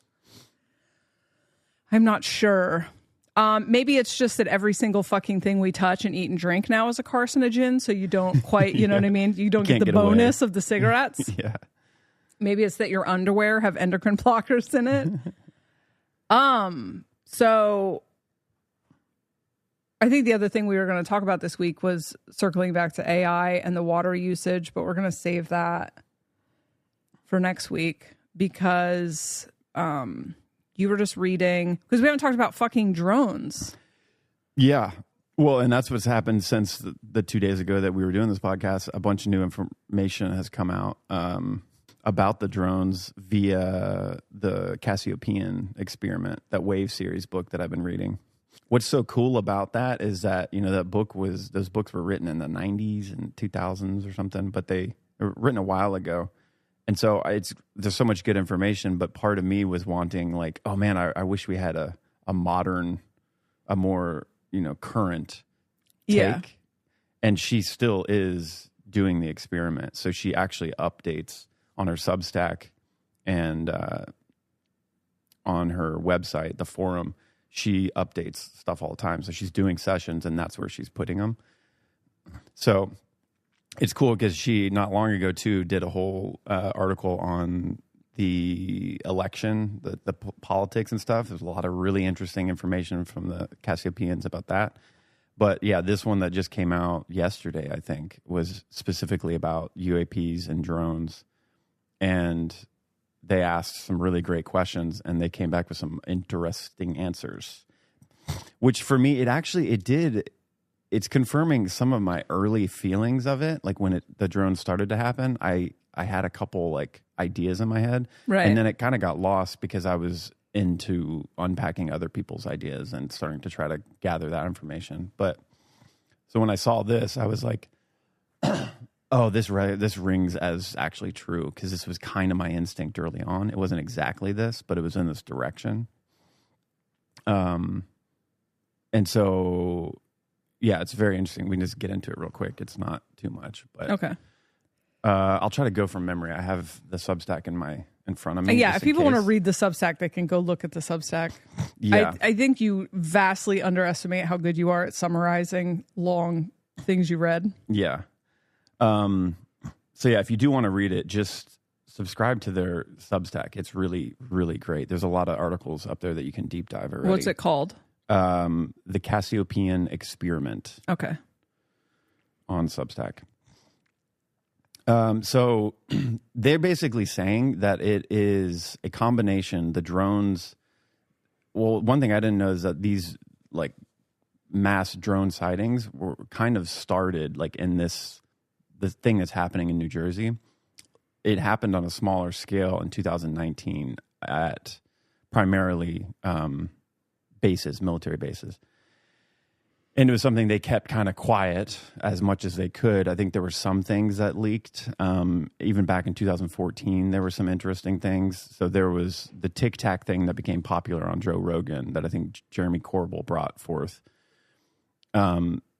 Was this like first kind of these drones coming into our reality that the military was even confused by. And they tried to keep that quiet. This Corbell thing came out, and then that started creating a lot more attention to the UAPs, because it was the first footage that was very real and like from legitimate sources from the military, but they didn't have quite the right answers to it. So these questions that they asked were kind of directed towards some of those early events, and then now obviously this one. And so they're saying what's occurring is it's a combination of terrestrial, like human military tech, as well as legit orb kind of let's just call it alien technology. Mm-hmm. And what is occurring is the orbs that phantom technology started showing up, and then the military started putting their drones in the air to confuse the whole thing, to make it look a little bit more like, oh, this is a man-made thing, so maybe this is just the military. But as well, there are these weird phenomena. And so that has been being captured since the New Jersey stuff. There's a lot of what looks like man-made technology video, and then there are some that are weird anomalies, like the orbs, the weird like trees falling, someone captured in South Carolina, all these other anomalies. And so they say specifically in New Jersey, that was like a hot spot for a lot of these drones showing up, because the orbs were actually, they're focused on that area, and they said they're essentially monitoring, like psychically monitoring and testing people's consciousness. So they say it's essentially like in the New Jersey area specifically, there's a group of people that are programmed a certain way, and they're monitoring those people and getting ready to activate them. Mm. So like turn on a program, and they're kind of testing the waters with that. But at the same time, they're trying to acclimatize the collective to getting used to phenomena like this, that eventually they're going to throw their kind of narrative on it that works best with the collective to redirect everybody's attention away from the weird, like these UAPs are actually showing up, and it's somewhat of a like, it's full contact now. Like they are showing up, and the government is then muddying that water by throwing their drones up there as well, which their drones are advanced technology. It's more advanced than we would think. Yeah. So that's why it kind of blends in with the orbs, because they're still not, you can't decipher which one's which, because they're both like pretty advanced. But they say that the U.S. government doesn't actually know what is going on. They don't know what the aliens are doing. They have ideas, but they don't really know. And so that's why they're trying to throw up distraction to not let it get out of control too quick. Yeah. And what they've realized in this process, like the military, that is, I would say, the middleman. A lot of the military is not in the know. There's like the higher ups that maybe know, some a little bit more, but the military started to try to take it into their own hands just to understand what it was. And so they tried to, they couldn't get it on radar. They then eventually started trying to fire things at it. And this was early on at the military bases. And they could not shoot it. They couldn't detect it. All these anomalies started occurring. And so even in the military, there was like worry on where this phenomena was coming. I think they at first thought maybe it was another power in the world that like had cracked some of this technology as well, and they're trying to strong arm and show that they have it, but that turned out to not be the case. And essentially what it is now is that there's a lot of agreement, I think, in the higher ups that this is an attempt for some kind of open contact that the government is trying to muddy and slow down a bit. And so then the other interesting thing that they were talking about is, so essentially we could see this as this like kind of soft disclosure that it is really occurring, but we're kind of being deceived to think it's military and it's okay, Right. But so when this event starts to happen and you have this higher technology that is going to be kind of slowly introduced into our reality, it is going to open up our consciousness and open up perceptions of what's possible. So the veil is going to start to thin more and more as this occurs, which I think is part of the plan, but there's a somewhat of a nefarious plan in that because they want this disclosure to come out, but then they want to give you the narrative. Right. And that's where the deception is going to occur. So a side effect of this is the veil is thinning, and the structure that holds the matrix together and keeps everyone's programs locked in is loosening up. And so other phenomena are starting to occur as a side effect. And that's what they're tying to this person in South Carolina who we saw the footage. You can look at it online, where a guy's filming trees in his backyard that are reacting in a very weird way. There's not wind or anything, but it's as if it's like there's a bear in the top of the trees. Yeah. It's like cracking giant limbs, shaking the tree. And it feels really legit, the footage. The guy's response, he doesn't know what's going on. He's a little scared. And so they liken that to what they're calling like astral wind. That is essentially, because the veil is thinning, phenomena that are occurring in fourth density is starting to blend into our third density. And so that phenomena that he was seeing is something occurring in fourth density that's bleeding into third density, and he's seeing the phenomena of it. So it's a similar like thing if like a helicopter comes down, and it's got propellers, it's casting wind everywhere. Right. We could say that this was like potentially a drone or some kind of vehicle trying to just observe and monitor someone, and we're now being able to see through that veil a bit more. So it's pretty sure that this is going to continue to happen. It's going to ramp up a little bit as far as weird paranormal phenomena occurring, and stuff that has actually been going on for a long time in another dimension that we haven't been privy to see because of the density of the programming of the matrix is so thick that we couldn't see it. But as the consciousness is raising, we're all getting our like head around the idea that this could be possible. Stuff that it's like it's been going on the whole time, but we couldn't see it. The veil's thinning now, so we're all just starting to see this thing that has been occurring for a long time. We just couldn't see it because that veil's thinning.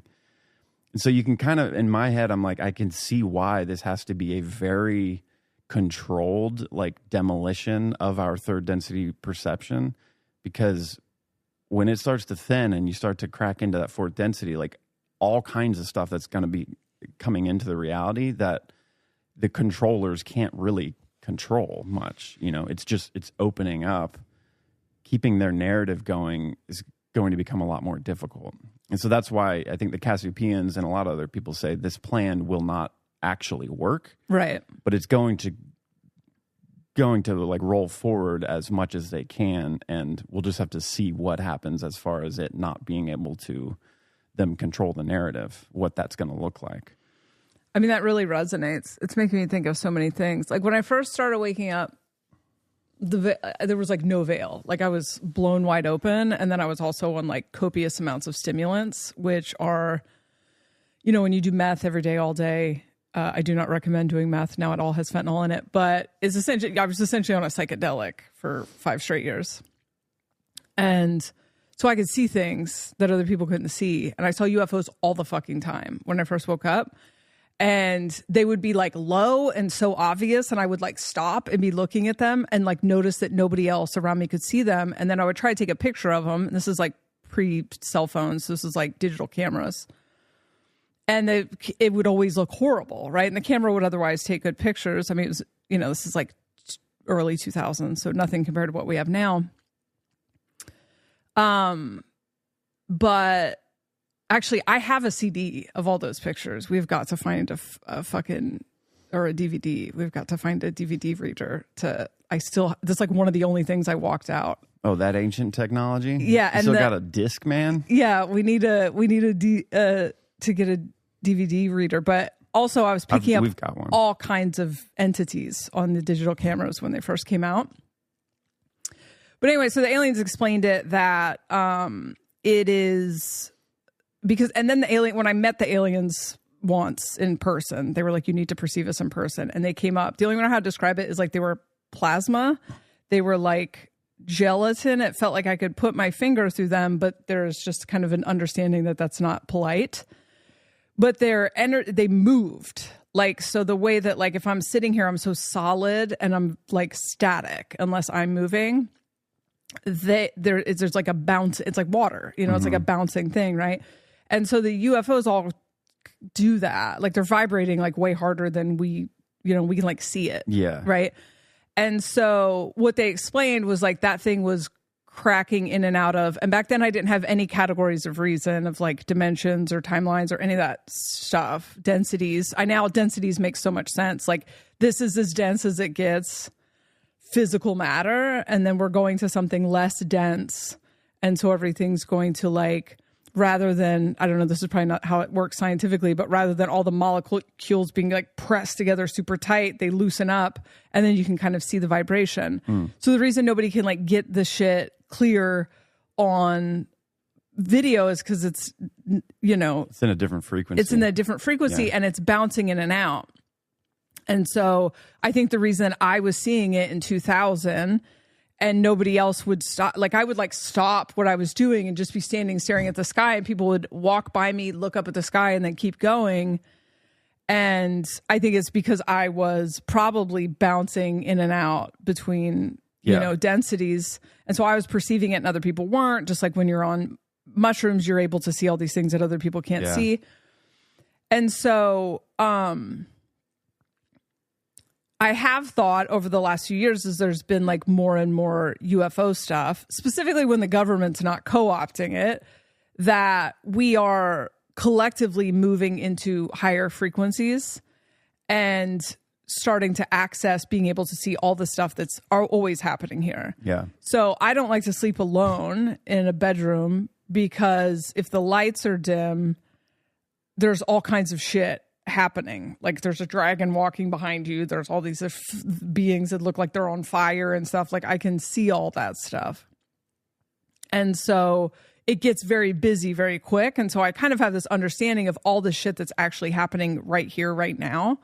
But you can't see it if your eyes are only trained to look at the physical realm, right? Yeah. And I just think about how like everyone's eyes are starting to kind of go bad. Their ears are kind of starting to go bad. Like there's kind of this rampant, what I think we're perceiving as like degradation of the physical body or disability. but it's actually like we're just kind of becoming beings that can see outside of the limitation of the density. Yeah. And so that really resonates, that entire perspective. If, I've been thinking a lot about the contact thing. If the contact thing is coming through the government, I'm psyop until proven innocent, right? The way that they just aren't saying anything is interesting. They definitely are reading as liars when they're saying we don't know what it is, but that could very much be we have suspicions, The more I think about fourth density and try to conceptualize it as far as like what's happening, like I don't think people realize the degree to which reality has become supernatural in 5 years. And I'm kind of tripping over how literal like all the things I saw in alien school are becoming. Like all those dreams and all that training and stuff was like for a moment of time where the control system becomes like tries to become incredibly militarized and like controlling as like humans are becoming supernatural. And that's why it doesn't work. Like suddenly all of their tricks don't work. And while I don't know that I'll ever actually see the day where I'm getting cornered by a soldier as I'm levitating, because I like at this point, I don't even know, the system's not even going to have soldiers willing to work for them. Like the way that people are waking up and rejecting this system in just such a short period of time. There's just not going to be, they're not going to have enough people conditioned to bootlick for the system to perpetuate their plans. And I don't think they're going to get robots on board either. But if there were fucking drones circling Jersey in 2016, nobody would be talking about anything else. Yeah. And especially if there was not like a clear answer for it. Right. That's like not common. And the media would have to be talking about it constantly to own the fucking narrative. Right. But they seem to be becoming aware pretty quickly that that's not working anymore. Like right now, the media is trying to perpetuate that Trump coming into office is creating an oligarchy as if they're not a part of the oligarchy. Yeah, it's so stupid. And everyone is just like, fuck you. I mean, so they've already, and I think he's probably not, I think he's probably going to let the right down, and then that'll be the last time we believe in that system. So I think the thing that they're doing is actually kind of smart, where they go, let's just let them make up their own narrative and then we'll own that. But everything they've tried to put forward has not gotten legs. They said that a big effect too is like they're motivated to try, the government is to try to present this as material as possible. Yeah. To lean away from, the Tucker Carlsons and the people that are saying this is a spiritual phenomenon. This is something about like the ether. And they keep trying to get rid of that because that's obviously, that opens a whole can of worms. Right. And so that's, again, why this put their drones up, make it hard to be able to discern what is alien technology, what is ours. And so there's an emphasis. Yeah, I think they're not owning too much of it, so they can keep an open narrative to be able to like cast blame. I think they obviously want to cast blame on another superpower on the earth. This is China. There's a threat, so now we're going to do all this other fucking controlling. We have to take your freedom so we can protect you. But they're not jumping to that right away because they have to be careful in how they play that out because there's so many people calling bullshit. And another interesting thing, two interesting things about the Cassiopean experiment, what they were saying is the military is a little bit like they don't know how to deal with the fact that, because I was surprised to learn that there's a lot of this that the military like doesn't really can't get their heads around either of like what the orbs are doing, what the aliens, like what's their intention. And one of the things is that it's almost like they're mocking the military, where the military will reverse engineer some of their craft to try to, create a weapon or whatever. And the orbs will show up and mimic the military's like most advanced craft. And like, so it'll show up as an orb and then boom, turn into what looks like a military drone, almost mocking them. Like, oh, Wow. you're doing that. Like we're just going to make this thing, And so it is definitely plasma, this phenomena. And so it can show up. Maybe it's like its natural neutral state is just a ball of light, but it can choose to oscillate into like a physical form that is within our collective consciousness. And so that's why they say like early on when a lot of people started seeing black triangles was around the time that like the military secret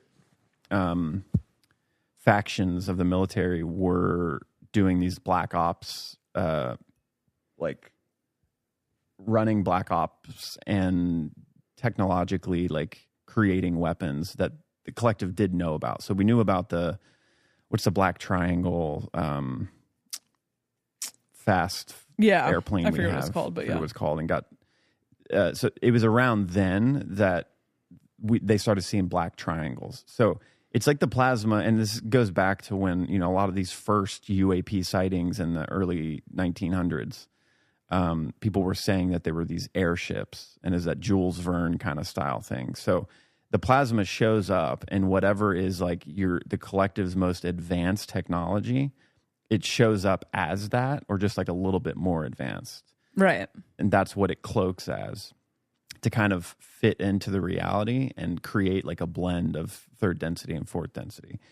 And so I thought that was interesting, just that a lot of the things that we're seeing as look like man-made drones, some people say like, yeah, it looks like a drone. It's got the red and green lights, but there's these other weird things. It's like too small to be a plane, but it's not making any sound. It's staying up there for 5 hours. So it doesn't fit the drone thing, but it does look like a drone, And so the Cassiopeans say that it would be really hard to discern what is a drone and what's human technology without being up close to it and being able to assess it. So they do a really good job of mimicking what we have. Right.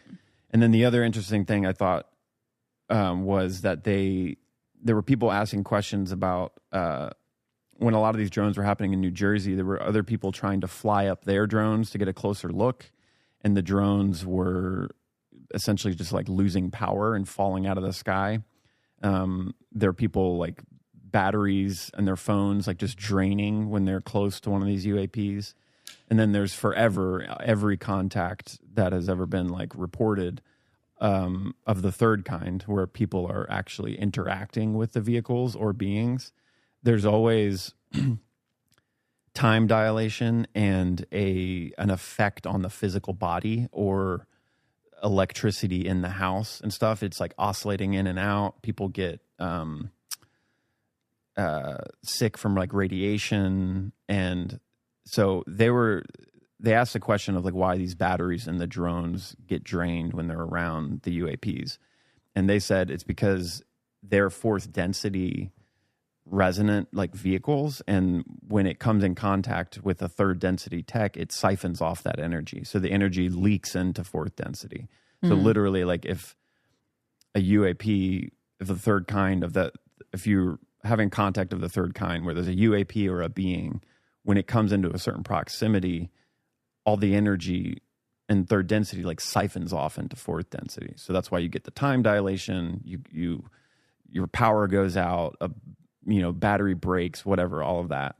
And so for me, it actually I started to think of, because I think we could consider all of these phenomena as a effect of third density transitioning into fourth density. We have to go through this like radical shift in what life is and reality is. And I think it made sense to me where we have created technology that is coherent in a third density reality and was kind of created only with the understanding of this is it's third density.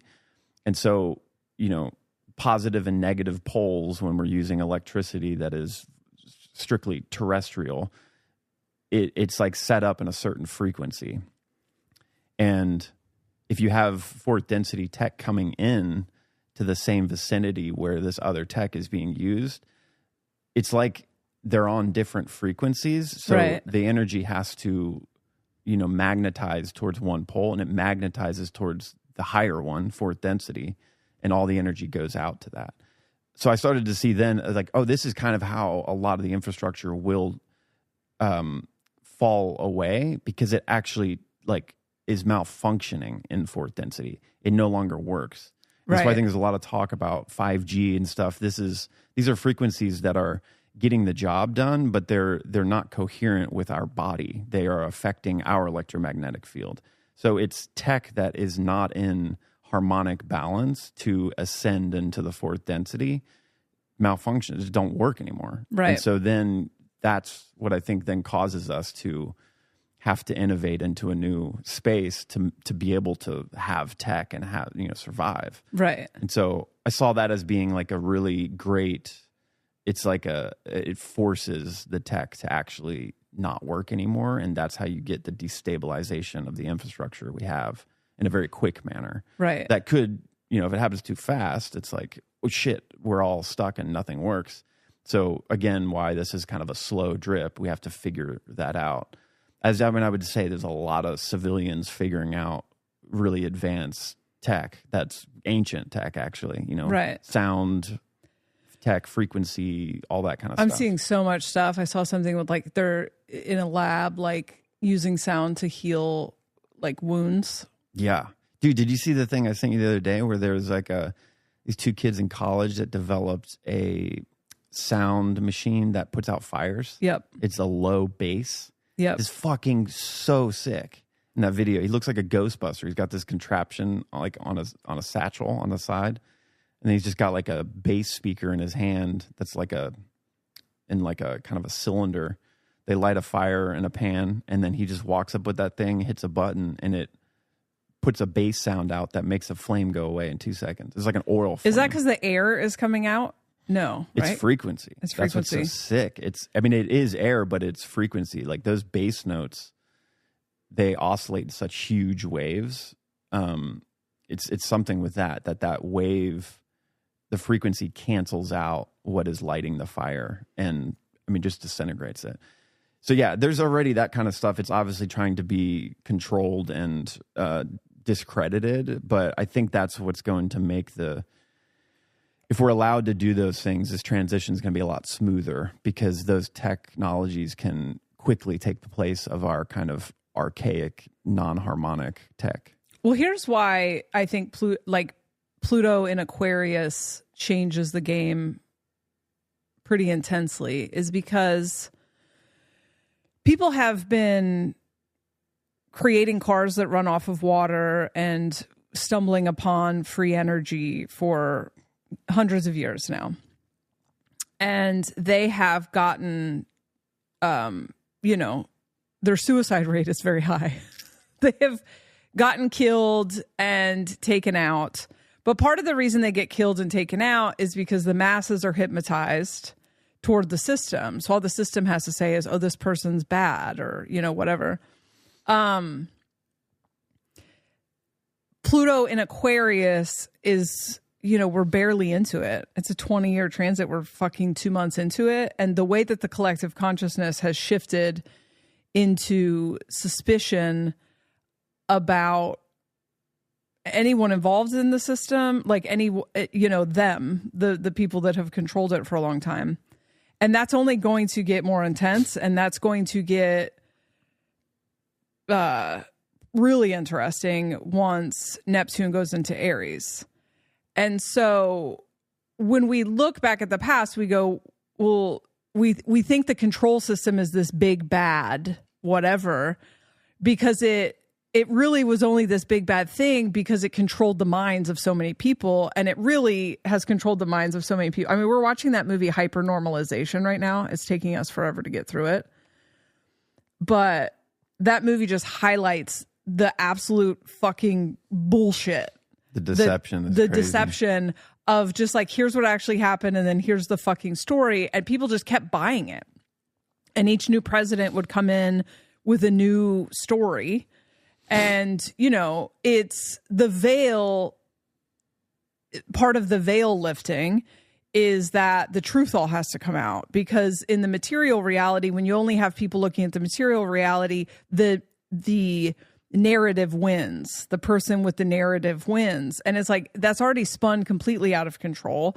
I think, you know, when we first started recording this, it seemed like the TikTok ban was maybe going to happen. It's never felt like it was going to happen to me. It's felt like a non-issue. And now it's 2 days before it's supposed to take place, and it seems like it's not going to take place. I think they're starting to realize like there is no unringing this bell, and now we need to prepare because, you know, the guillotines are headed to the town square, you know? And so the exchange of information, and then the way that people all went on to Red Book or Red Card. I think it's Red Book. Yeah, I mean it's Red Book. Note. I don't know. Red Note. They, you know, for people that aren't on TikTok, so they said they were going to ban TikTok, and so everyone started moving to an actual Chinese app. And now they are exchanging information with people from China. And now they are finding out that around the world, we are actually known as people who believe we live in a free country, but we are actually under an oligarchy, but it's a secret, which I just can't express, as someone who was screaming this from the rooftops 25 years ago, how fucking validating this all is for me. So they just accelerated it. And then now people are on an actual CCP app, which is very funny. Yeah, that's funny too. I love how petty the revolution is so far. So when the energy shifts, it just gives the power to someone different. The video game doesn't care about how things have ever been. It's actually, you know, very motivated by change. And so and then if we've got, you know, higher dimensional craft coming in to kind of also shake things up, I love that. I'm very open to that being a potential, as long as it doesn't go through centralized channels. If it goes through centralized channels, I'm just kind of not buying it. Also, it just being craft and not any beings to come out and like communicate. So it's not people aren't building a fucking church to the craft, to the orbs, you know? That made me think of something else that they said was, and it was referencing the law of one, that they actually mentioned this a long time ago. And I do recall reading this, but I forgot about it. Some of these books you just got to read like 10 times. They're so dense. But it mentioned that this was in like, you know, whenever the law of one was, it was like the 90s. But at that time they said, so your government has what you call UFOs, UAPs. They've got a bunch of them. They actually have 512, I think at the time it said. But they are all craft that they have either found or they've reverse engineered, and they're not craft meant for mankind, actually. So they tried to put humans in them and they couldn't get it to work. Turns out a lot of these UAPs and UFOs, they're very much connected to the pilot. So it's conscious based. So these craft would be this kind of flying saucer, very small, what we would now be kind of lump into, that's a drone, you know, but it's extremely advanced technology, 0-point energy. It can time travel, but they are not for mankind. So they're not made for people to get in. They're controlling them from a data central base, and they're like remotely controlling them primarily. Now, I think since that time, that was in the 90s, and they said that they probably have cracked other things, and maybe they do have humans traveling around in certain craft now. But I thought it was interesting that a lot of this tech that they were reverse engineering, they couldn't get to a point to be able to use with the government in any way where you could put a man in it. They just started using it as destruction process, like using it as a weapon. Right. Of course. Yeah. And so, yeah. Oh, the other thing I was going to mention, I just think it's funny because it's along with like 10 years ago, we wouldn't imagine this. I heard fucking Fred Durst was on Bill Maher the other day talking about 0-point energy. Really? In a way that he's like, there's this 0-point energy. I think it's the issue that's going to change everything. We need to really like embrace this now. There are people doing it, and Bill Maher's like, what? What are you talking about, Fred? And he's like, no, I know you probably aren't going to trust me, but like it's out there. Like there are people doing it, and he just keeps going off. You can tell he's really excited.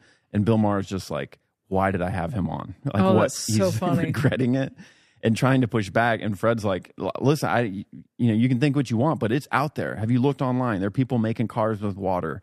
They're doing all this shit. Like it's the future, Fred Durst.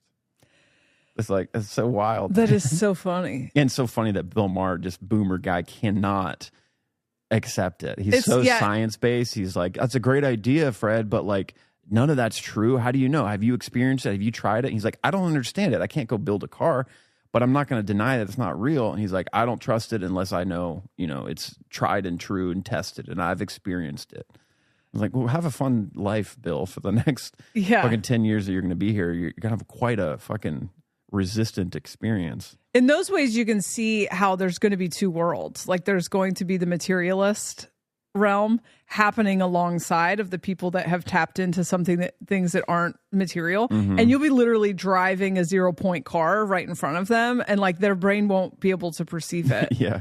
I learned a lot of that like when I was on meth. Like you could do crazy shit right in front of people. Like you just like shoot up in front of people. If you do it while carrying yourself a certain way, if they're not familiar with that, like their brain won't register what's happening. So if the materialists are like, only these things exist that I've been told by the system, and then the AI and everything else is also just going to make it so easy. The editable videos and stuff, it's already made it to where people are going to deny what they're seeing. Yeah. And that's like so beautiful and perfect, because everyone's literally going to be living in their own reality that they're capable of perceiving.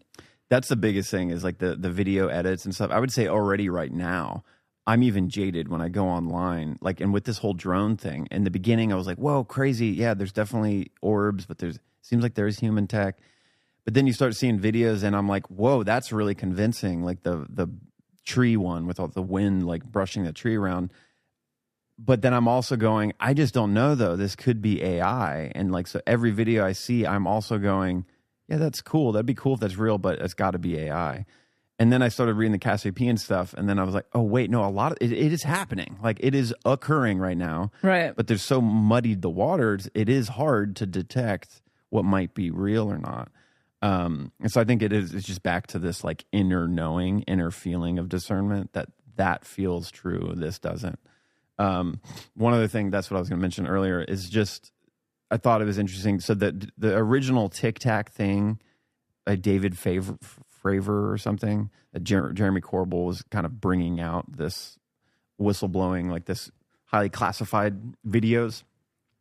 Apparently that contact, that interaction, the C's were saying that was a psyop from the government.